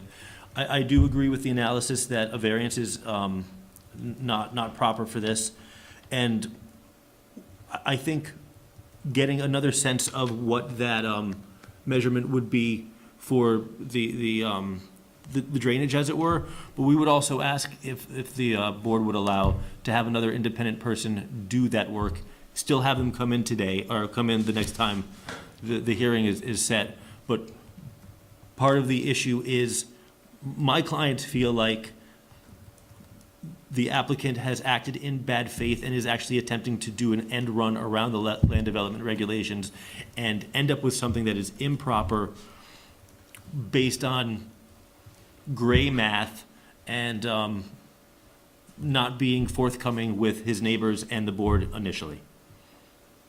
I would be opposed to the board undertaking any such expense on its part. Oh, no, just helping to facilitate I'm not suggesting that the board actually hire the individual. Help, just like we did with the engineer, having the board suggest or choose the engineer. This way, it's not a choice of my client, it's not a choice of the applicant, and it truly is an independent third party who would be doing it, just like we did for the engineering height.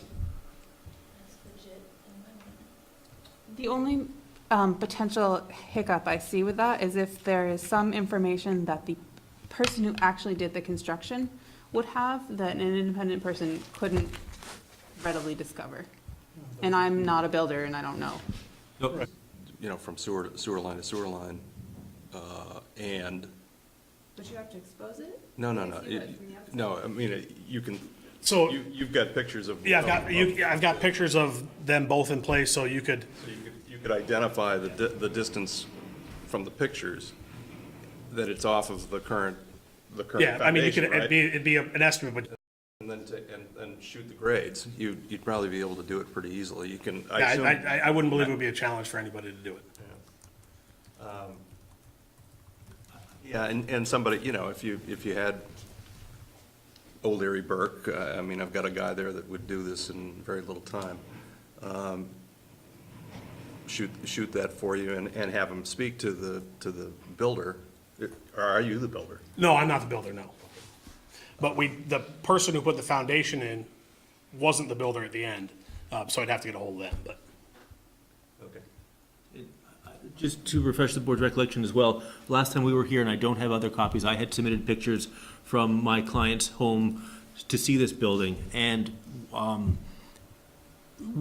my clients understand the time and expense that went into this, and it's not ideal for the entire building to come down. They understand that, and they don't want that to specifically happen, but they would like to keep it at the measurements that it was meant to be, even if it is the 15 feet to mark that, but their concern is the height as well. Other than taking the entire thing down, maybe lowering or taking down the second story, as it were, that living space.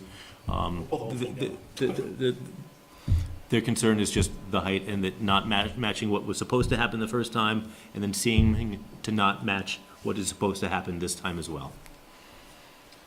Sounds like we're going to get data that take care of that. Sounds like we're going to get data that take care of that. You know, and there is another alternative, which is to lower it more than you need to. Right.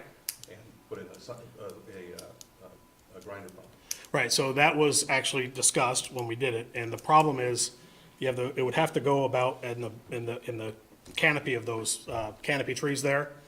Those are pretty big oaks. It would, because of the garage foundation, it would have to gone over on that side, and we were worried that it would potentially kill those trees because of how big they have to be. Yeah, I mean, for a little house like this, really?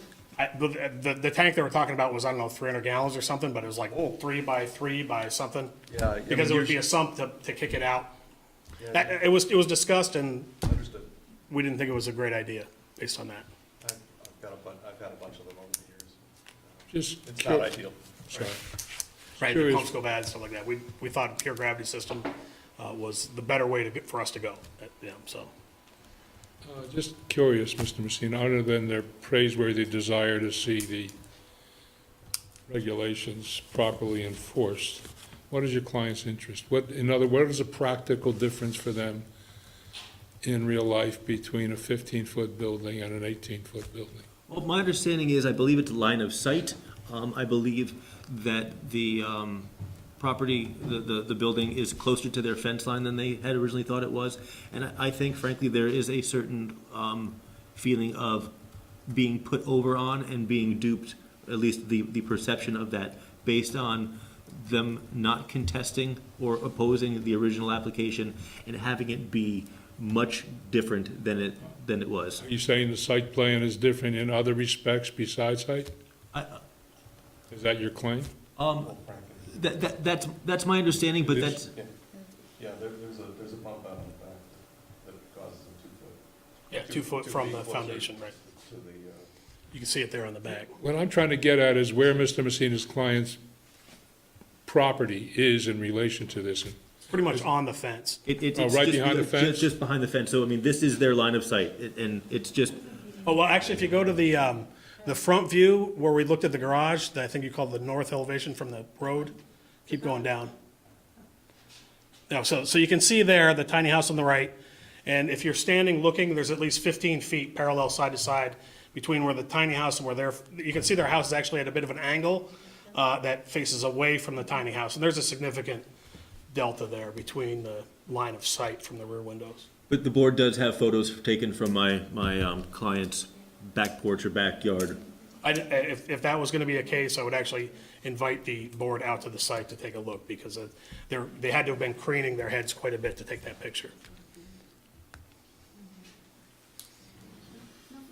I can certainly appreciate the feeling of the end run, and much as I despise after the fact anything, I don't know if there's a way to include some sort of, I mean, if the engineer tells us that we can jimmy the grade, is there still any way to impose some sort of penalty?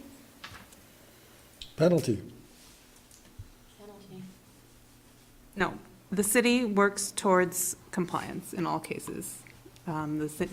Even in the case of a issued zoning violation, if the applicant is working to remedy the situation, the city does not pursue a penalty. which I think, I'll just say for the record, is a terrible policy. Was there a violation issued in this case?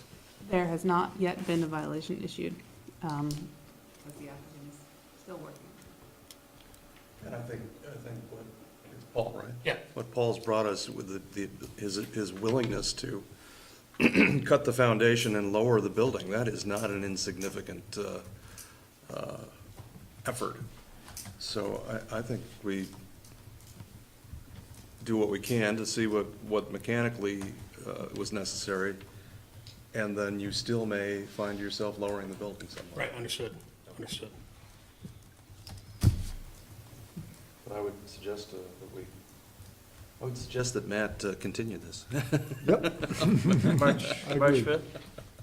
We're a March 5th? little, now that we have Dorset Meadows, let's Yeah, do March 19th. 19th. Yep. I move that we continue CU 18, 1230 Myers Court to March. Does that work for you, Paul? It should, yeah, I mean, this should be my last trip to India for a while, because my visa expires, so. March 15th. Did we say March 15th? 19th. 19th. Second? It's been moved and second. We continue this to March 19th. All in favor, say aye. Aye. Opposed? See you March 19th. Thank you. Thanks very much. Take care. Minutes. Minutes, December 18th and January 15th. Everyone's had a chance to review. Anyone have any comments, questions, suggested corrections? Move we approve the minutes from December 18th, 2018 and January 15th, 2019. And we're talking about the version of that paragraph that I sent around. Right, the one that's included in the most recent We all did minutes. an email sign off on. I got that. Sorry, didn't realize I included it in the packet. Huh? Sorry, I forgot that I had included it in the packet. Is it in the packet? You did include it in The the minutes packet. here, Yes, the thank you. December 18th? Yep, we're good. The long paragraph in place of, the long correct paragraph in place of the previous paragraph. All in favor, say aye. Aye. Aye. Opposed? Opposed? Thank you very much. It's 10:19. The South Burlington Development Review Board is hereby adjourned. Good night. Thanks, Mark. For